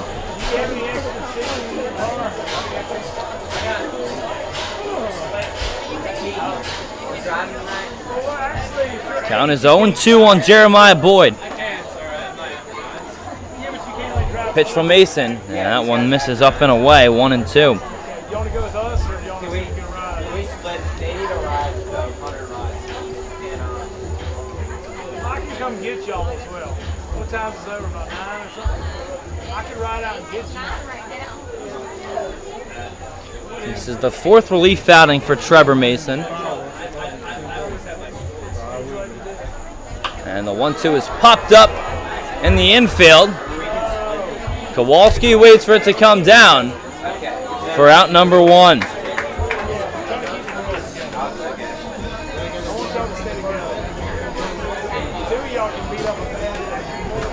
So that'll bring up Alden Cottle. The third baseman is 0 for 2 tonight. He's flied out to right field in each of his at-bats to Phillip Forbes. Mason, in his previous 3 outings on the mound for Suffolk, as his first pitch is above the letters to Cottle, 1-0. 2 of them were against the Steamers.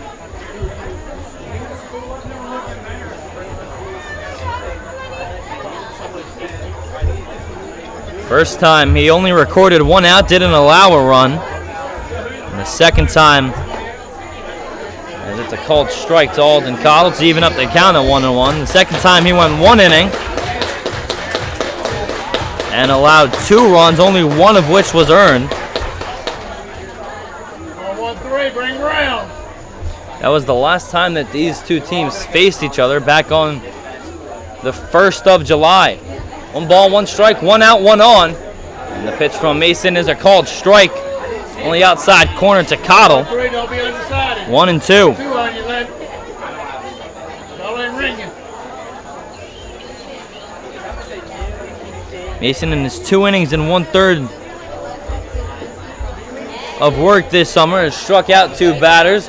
Ahead on Cottle, 1-2. That one is up and in on Alden.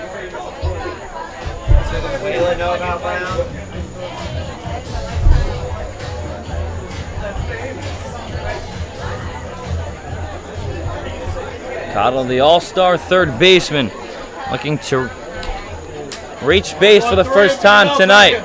2-2 offer from Mason is chopped to third. Gilasano is there. He'll go to first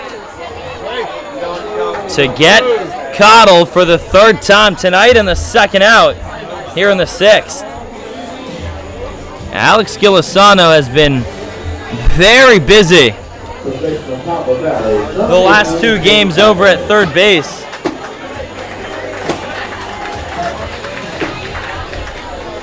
In Suffolk's last game against Greenbrier back on Thursday, He made every play in the inning. The scorecard was 5-3, 5-3, 5-3. The 7th inning of that ball game at Lakewood.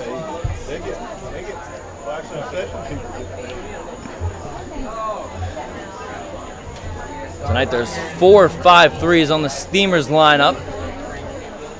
As the 1-0 to the lefty, Tate Abbott misses. 2-0 the count. Gilasano wasn't even supposed to start at third the other day. He was supposed to start at second, but Phil Forbes Sr. decided to flip-flop him and Alex Kowalski at second and third as that pitch is fouled off by Tate Abbott. 2-1.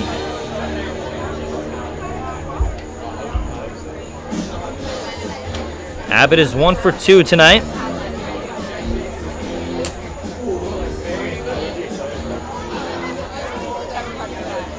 One for 7 against Suffolk this summer. With 2 outs here in the 6th. Pitch from Mason is skied off towards the left side. And now the count is 2-2.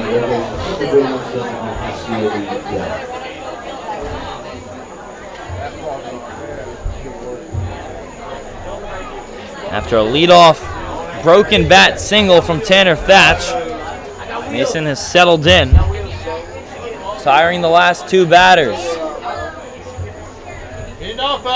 2-2 on its way from Mason. Oates says he wants it upstairs, and it is upstairs and high, and now the count is full.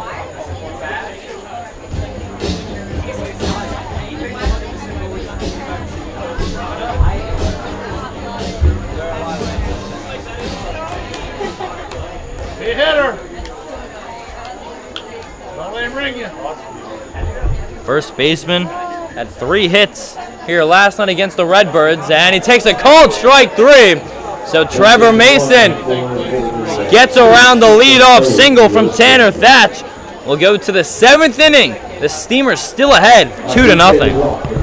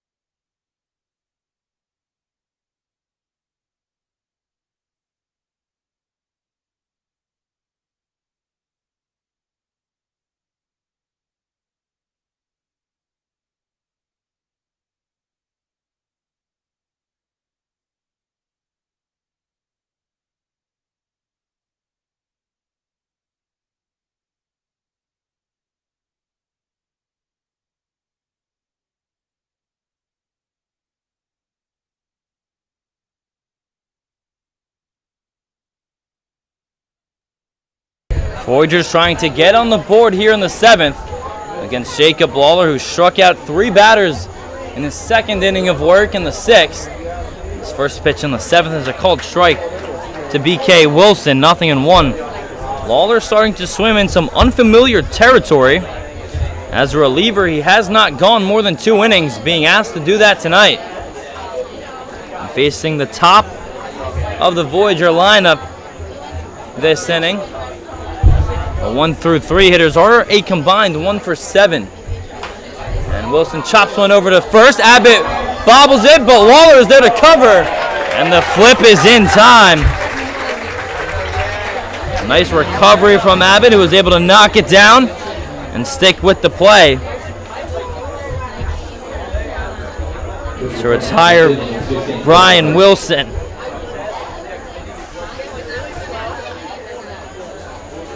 So that'll bring up now the pitcher for the Voyagers, Trevor Mason. He's 0 for 3 tonight with a pair of strikeouts. And he swings and misses at the first pitch from Lawler, 0-1.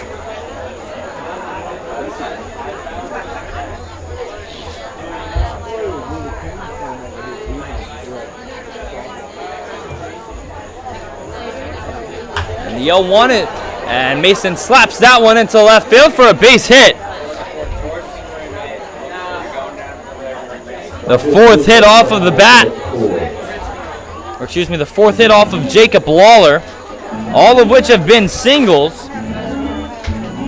And Trevor Mason is now on first for the first time tonight.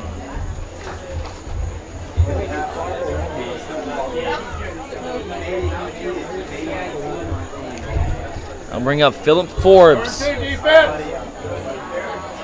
He's still hitless tonight. He has walked twice, however, in his 3 plate appearances as he swings to that pitch from Lawler, 0-1.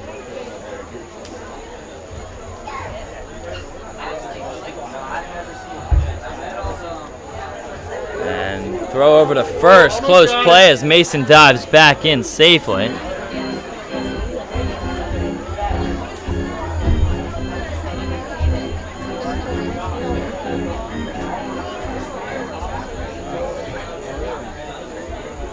Mason has 3 stolen bases on the season, has not had one, however, in the month of July.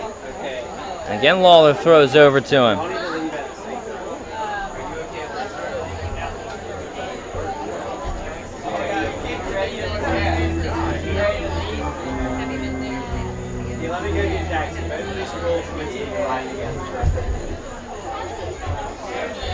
The Voyagers are 2-4 this month, trying to improve to 3-5 to clinch the 5 seed in the PCL.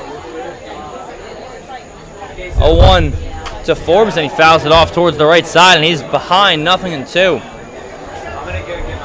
Mentioned it earlier, Forbes does not strike out a lot. He did strike out in his last game for Suffolk. In fact, he's actually struck out in his last 2 games.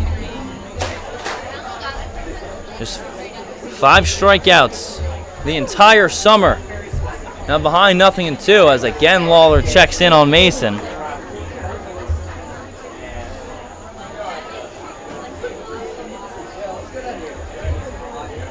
He struck out to Greenbrier, the opponent that Suffolk has played their last 2 games twice. The other 3 strikeouts have all come against Edenton. And the 0-2 pitch hits Forbes on the right shoulder. So not what Lawler wanted to do. He had Forbes behind 0-2. Actually hit Forbes on the elbow. And that'll put runners on first and second for Ryland Brown. Brown coming into the night had 1 hit against the Steamers. That was a home run. He has 2 hits tonight. None of them have left the infield, though.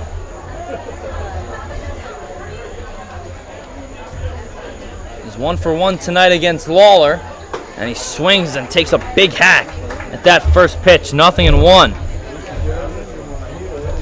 Brown is 2 for 3, 2 infield singles off of each of the Edenton pitchers.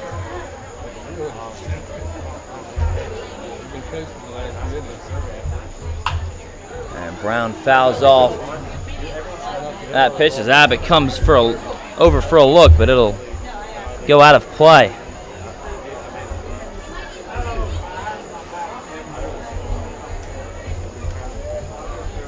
Ready, infield. So for the second consecutive batter, Lawler's ahead 0-2.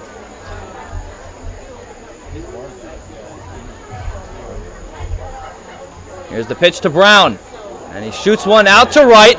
Back goes the right fielder, Hip. He makes the catch. Tagging from second to third is Mason.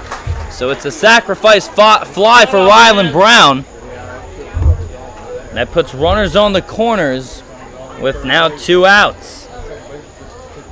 So a good job from Brown just to put that ball in play. Catcher CCBC, that's number 1380. That'll bring up the catcher, Aiden Oates. As Jeremiah Boyd signals to his infield some signs with runners on the corners and 2 outs.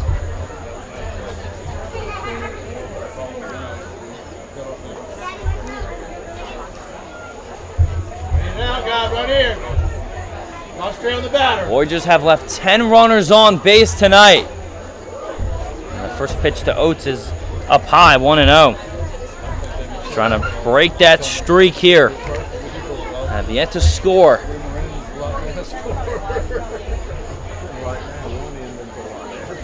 Voyagers have out-hit the Steamers 7-6. And Oates lays off that pitch, and he's ahead 2-0.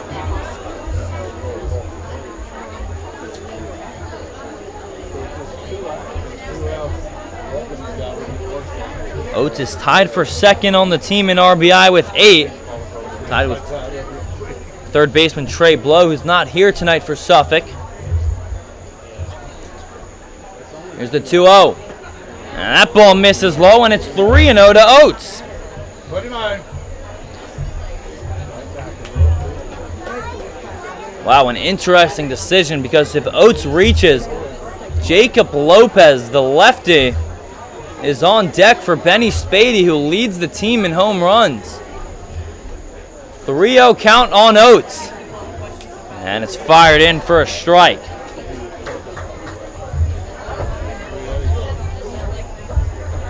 So it looks like that'll be the night for Benny Spady, who goes 0 for 3 with a pair of strikeouts. And now the focus is currently on Oates. 3 balls and 1 strike, a good hitter's count. And the pitch is in there. Oates knew it.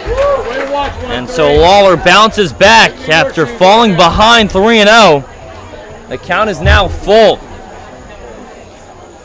So Mason on third. Philip Forbes on first. He'll be in motion. Lucky 13 right here.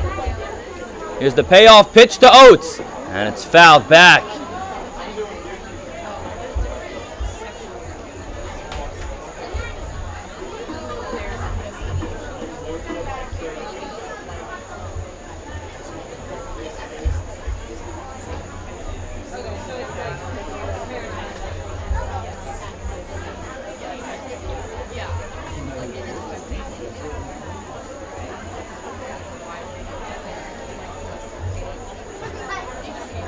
Here's the payoff pitch from Lawler to Oates. And a called strike 3. Jacob Lawler leaves 2 more base runners on the path for Suffolk as we head to the 7th inning stretch here in Edenton, with the Steamers still ahead 2-0.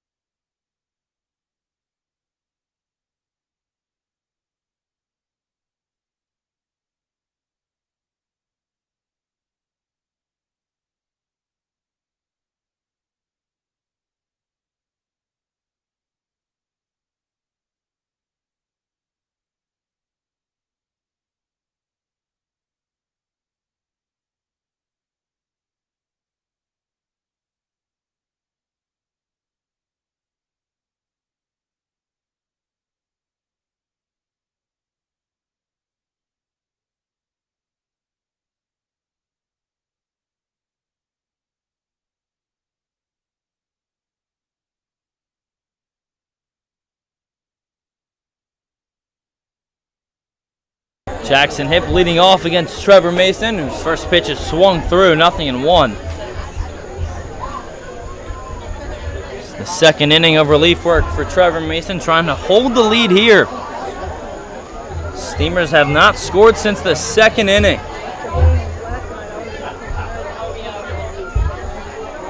Or excuse me, the first inning, when Jeremiah Boyd hit a 2-run homer.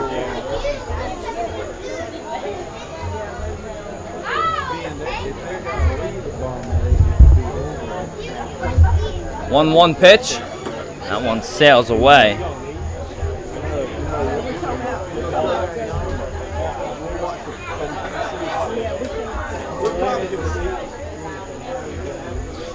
This game is reminding me of a game back at the end of June that was right here in Edenton between the Steamers and the Knights, as the 2-1 is fouled back by Hipp, 2-2, where the Steamers hit a 2-run homer in the second. That was off of the bat of Jackson Hipp, who's up at the plate right now.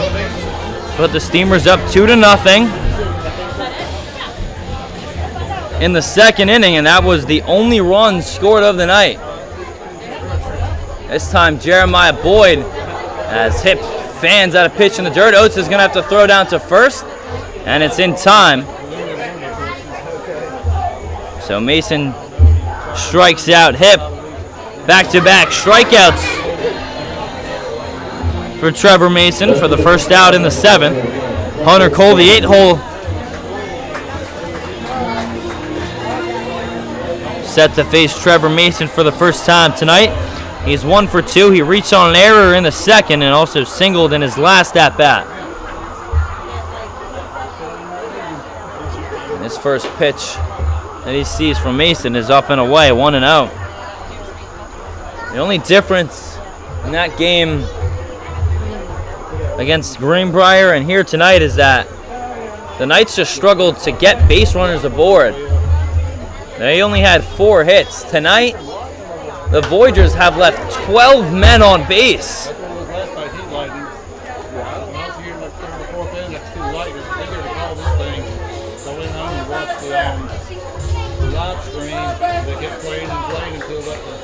And actually, that game was exactly 1 month ago from yesterday. 1-1 from Mason. And that one shot out into right center. Moving to his left is Wilson, diving to make the catch. Oh, what a play from B.K. Wilson to rob Hunter Cole of his second straight hit.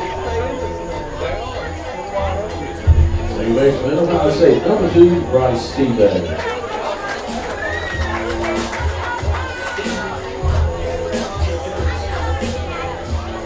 That'll bring up the second baseman, number 2, Bryce Stevens. Stevens 0 for 2 tonight, and he swings at the first pitch he sees from Mason. 0-1.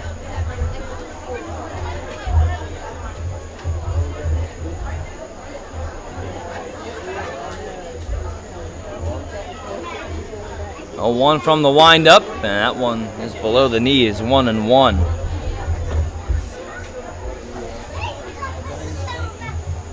It's been a fun night here in Edenton, hoping that the Voyagers can find a way to score a couple of runs. And that breaking ball nearly hits Stevens. The count goes to 1-2. Or excuse me, 2-1.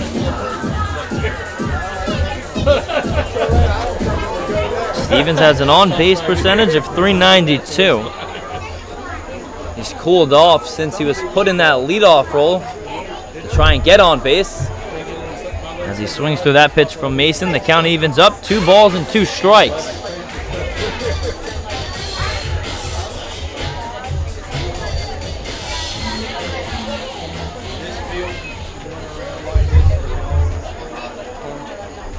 Here's the 2-2 from Mason. Struck him out! Trevor Mason has retired 6 consecutive Steamers. As we head to the 8th inning, the Voyagers need their bats to wake up. It's 2-0 heading to the 8th.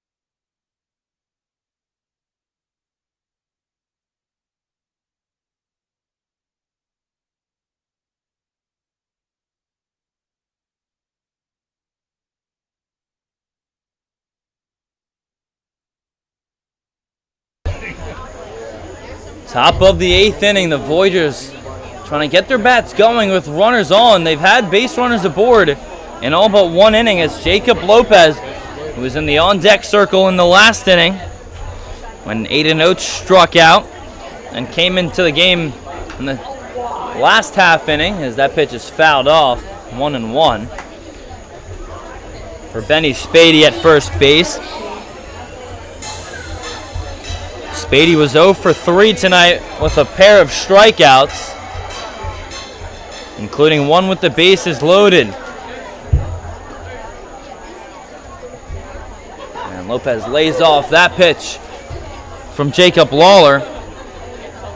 2-1. Lawler had not gone more than 2 innings as a reliever tonight. He's gone already 3. As that pitch is up high to Lopez, up in the count, 3-1.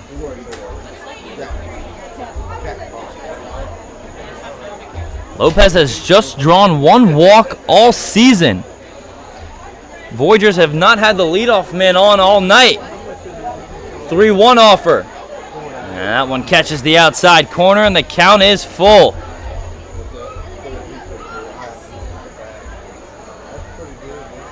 Lopez has struck out 11 times in 26 plate appearances this summer. Payoff pitch, a called strike 3. And Lopez goes down looking for the first out in the 8th.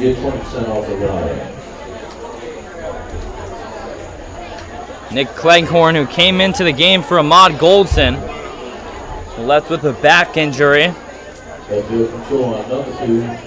Step into the box for the second time tonight. He came into a 1-2 hole for Goldson, who left mid at bat. As he takes the first pitch strike from Lawler. Ended up striking out looking. We believe that strikeout will go under Ahmad Goldson. So he goes 0 for 3 with 3 strikeouts. As the count goes to 1-1.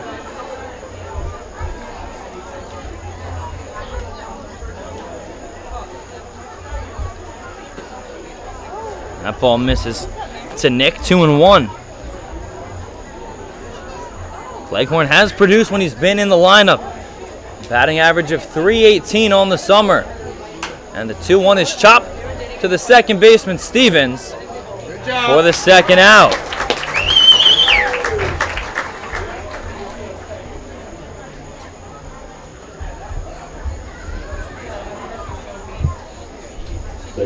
Voyagers starting to run out of outs to play with.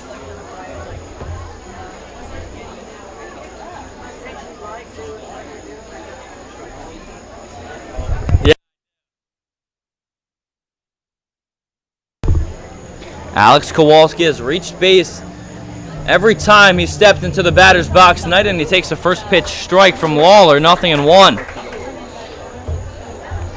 The 8-hole hitter is 2 for 2, a single, a double. He's also drawn a walk.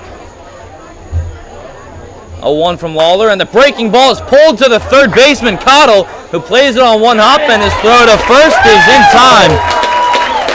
So after the Voyagers go down 1-2-3 in the bottom of the 7th, so do the Steamers. We'll go to the bottom of the 8th. 2-0 still Edenton.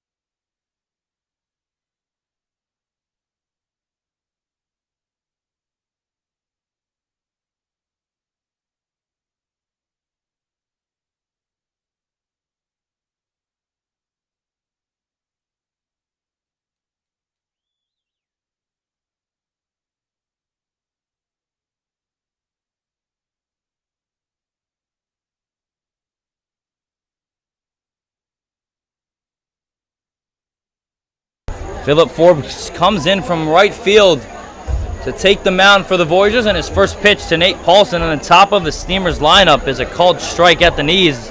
0-1. The 1-3 hole is what Forbes is being asked to get out by his grandfather, is a combined 3 for 9 tonight. And that pitch just misses to Paulson. 1-1. So Forbes comes in from right. Gilasano moves from third to right. And Mason, who started at short, is now at third base. You guys hang in there at the conclusion of the game. We want to have a fireworks show. Count is 2-1 on hip. Forbes has pitched 1 inning of relief against the Steamers. He walked 1 batter, struck out 3 in a scoreless outing. The count is 2-2 on Paulson.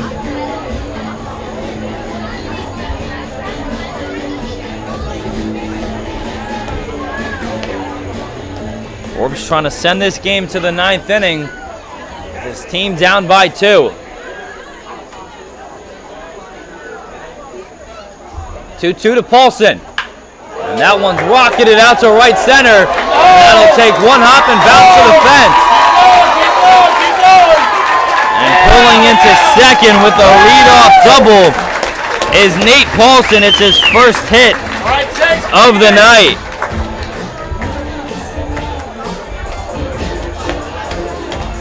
Chase, bring him in. Shortstop from Rock Creek, double for Chase Bruno.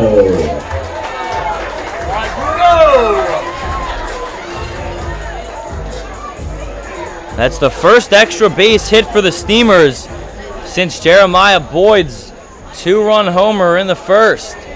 That'll bring up Chase Bruno, who leads the Steamers in hits with 49 of them. That's now 13 more than Nate Paulson as he takes a called strike. As he showed bunt. Steamers trying to get an insurance run. Interesting decision being made by Justin Hill with one of his best hitters at the dish. Bruno is back in the box. 0-1, now he's swinging away. And not sure where that one missed. Must have been low. 1-1.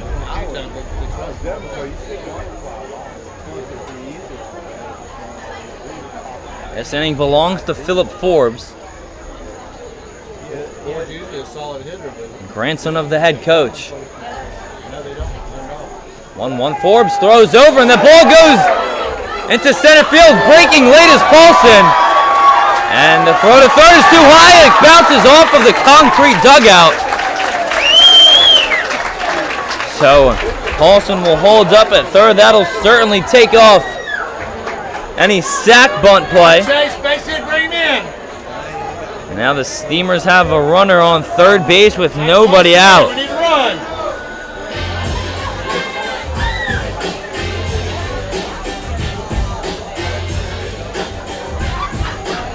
Steamers have not scored since the first, or the only runs of the game were scored.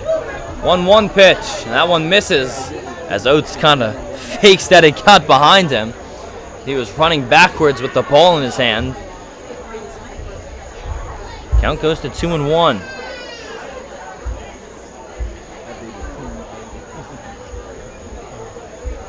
Base hit, bring him in. Forbes has an ERA above 9 this summer, and Bruno hits one well out to left, but making the catch and falling is BK Wilson, so it'll be a sacrifice fly for Chase Bruno to extend the Steamers' lead to 3-0. Done your job, you brought him in. That's a hitter from University of Wolves in the number 27 Tampa Tag. How do you do one, buddy? So that'll bring up the Voyager killer, Tanner Thatch. He's 2 for 3 tonight with a pair of singles. And the first pitch, it's away from Forbes. 1-0 here on Thatch.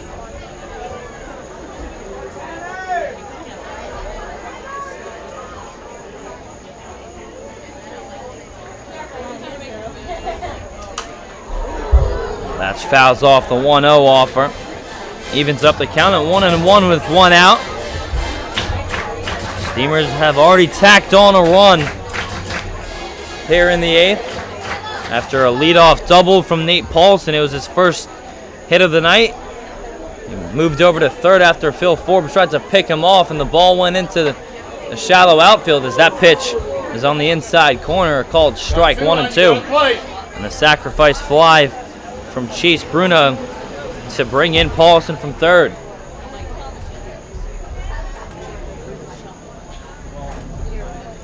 One-two from Forbes with Boyd on deck. Here's the pitch to Thatch, and he hits one right to the first baseman Lopez, who plays it on the hop and steps on the bag for out number 2.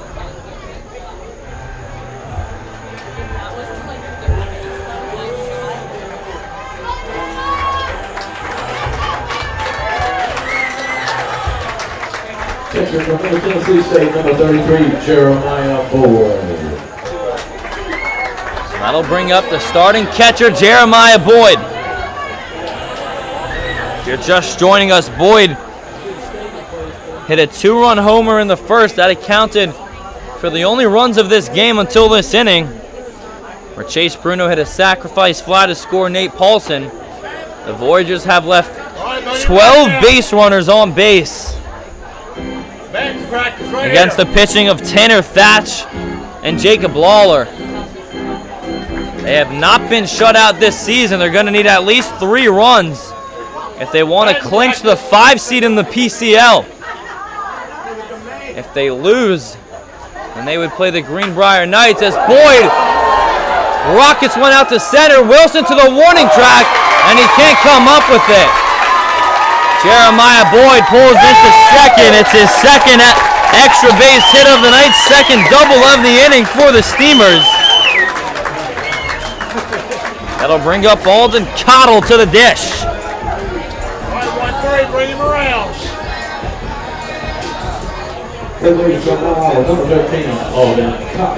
So after the Steamers had not had an extra base hit since the first inning, Paulson and Boyd, who had the home run, each with a double here in the 8th, called strike on Alden Cottle, 0-1.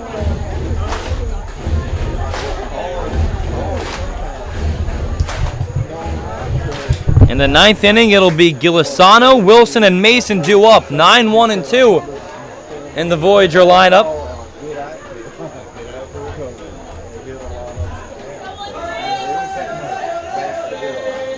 But first, Forbes needs to get one more out.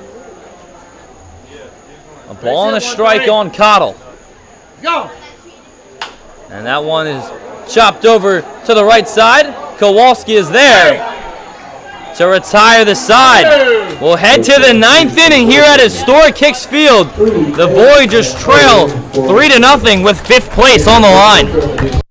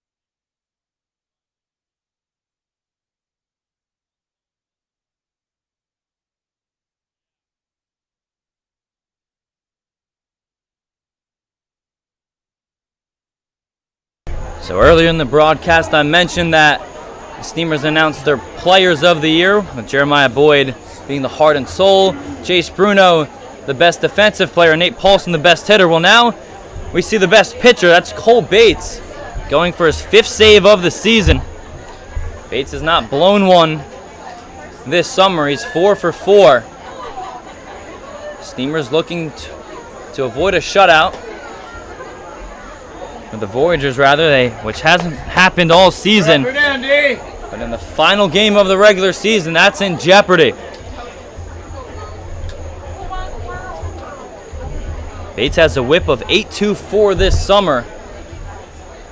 And the Voyagers are going to need to find a way to score 3 runs.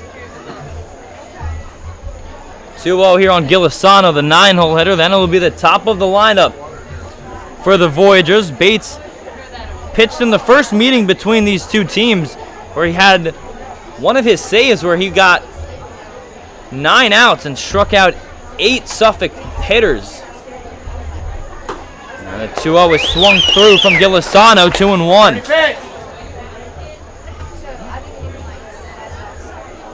So we had a 3-inning save rather.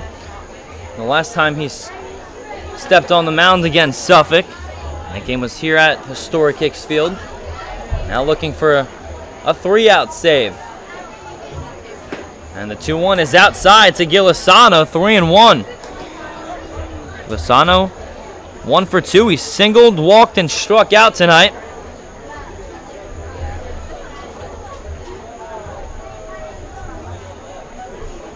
Come back in, buddy, right here. Voyagers just need base runners. 3-1 offer.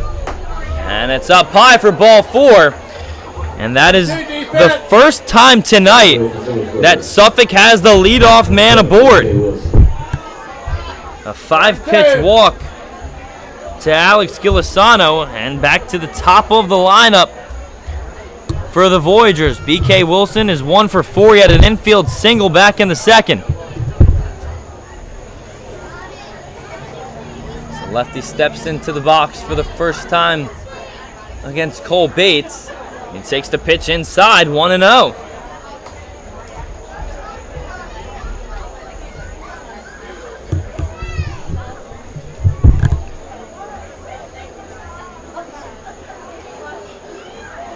Voyagers have scored 1 run on 3 occasions this summer. It's the least amount of runs that they've scored. 1-0 pitch, and Wilson fouls it back, 1-1.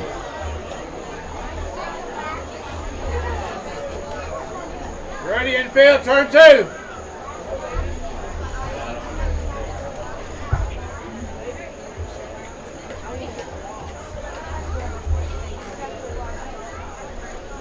One ball and 1 strike on Wilson. Here's the pitch from Bates. And that one's up high, 2-1.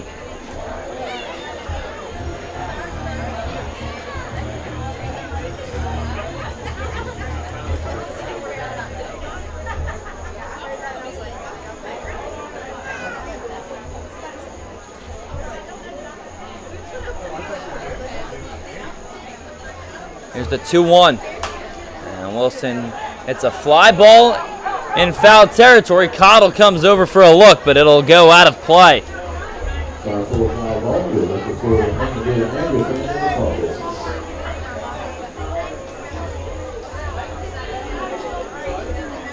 One defense, it's out.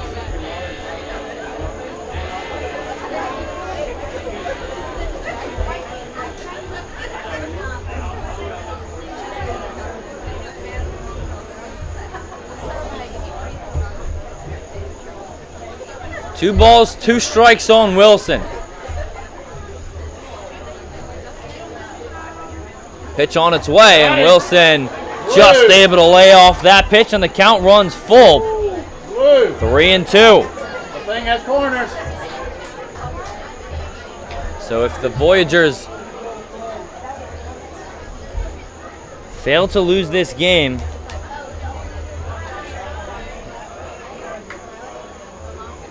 first payoff pitch from Bates. Swing and a miss for strike 3 for the first out here in the 9th. Nice pitch. Sydney, number 16, Trevor Mason.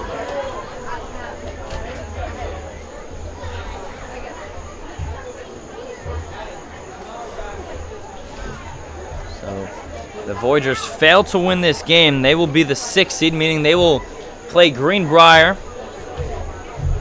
Voyagers were 1-2 against the Knights in regular season this summer. As Mason smacks that one out to right field, back goes Hip, but he makes the running catch, and now the Voyagers are down to their final out. One more. Good job, defense.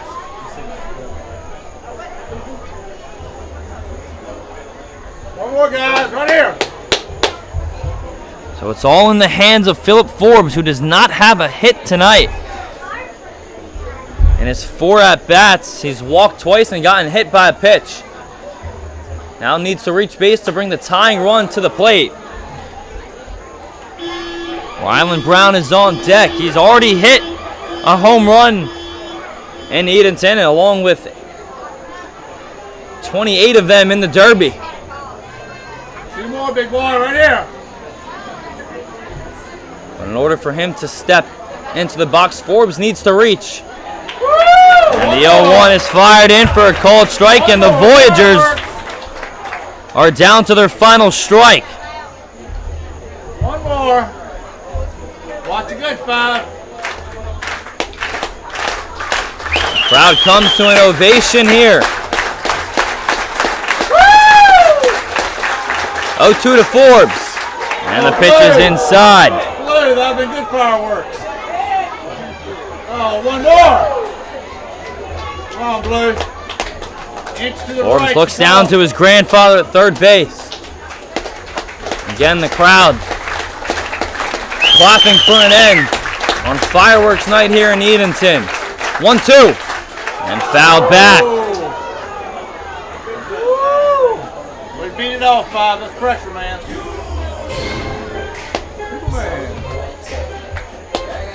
Forbes has just struck out 5 times on the year. He was behind the count, 0-2 in his last at-bat against Jacob Lawler, who ended up hitting him on an 0-2 pitch. No pressure. Woo! Fireworks.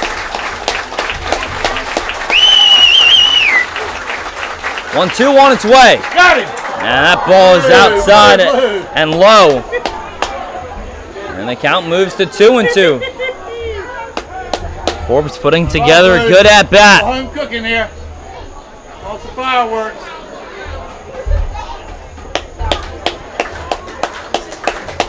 P5 does not strike out a lot. 2-2 offer. And fouled back again. The crowd starting to get anxious. It's fireworks night here in Edenton after the game. All right, 5. Beat it off of you. Don't watch it go by you.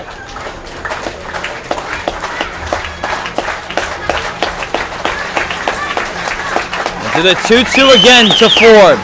Got it. Struck him out, and the ball game is over. The Voyagers lose this one to the Steamers 3-0. They fall to 0-5 against Edenton this summer. They left 13 runners on base. That's the headline of the game after Jeremiah Boyd's 2-run homer in the first inning put the Steamers ahead for good. So Caleb Bilal, in his best outing of the season, gets the loss. Jacob Lawler will get the win, and Cole Bates will get the save. So now the bracket is official in the PCL playoffs. The Virginia Beach Sea Dogs will be the 4 seed hosting the 5 seed Redbirds. That game will be on Tuesday at 4 o'clock. Following that game, the Greenbrier Knights and the 6 seeded Suffolk Voyagers will face each other following that game at Lakewood Park right here on the Tidewater Summer League YouTube channel. Both the Tarboro River Bandits and Edenton Steamers have a first round bye. They'll host a playoff game on Thursday evening. So with that being said, thank you for watching, everyone. I'm Hayden Bandel. The Steamers take this one from the Voyagers 3-0. We'll see you for the playoffs on Tuesday at Lakewood Park with first pitch at 4 o'clock.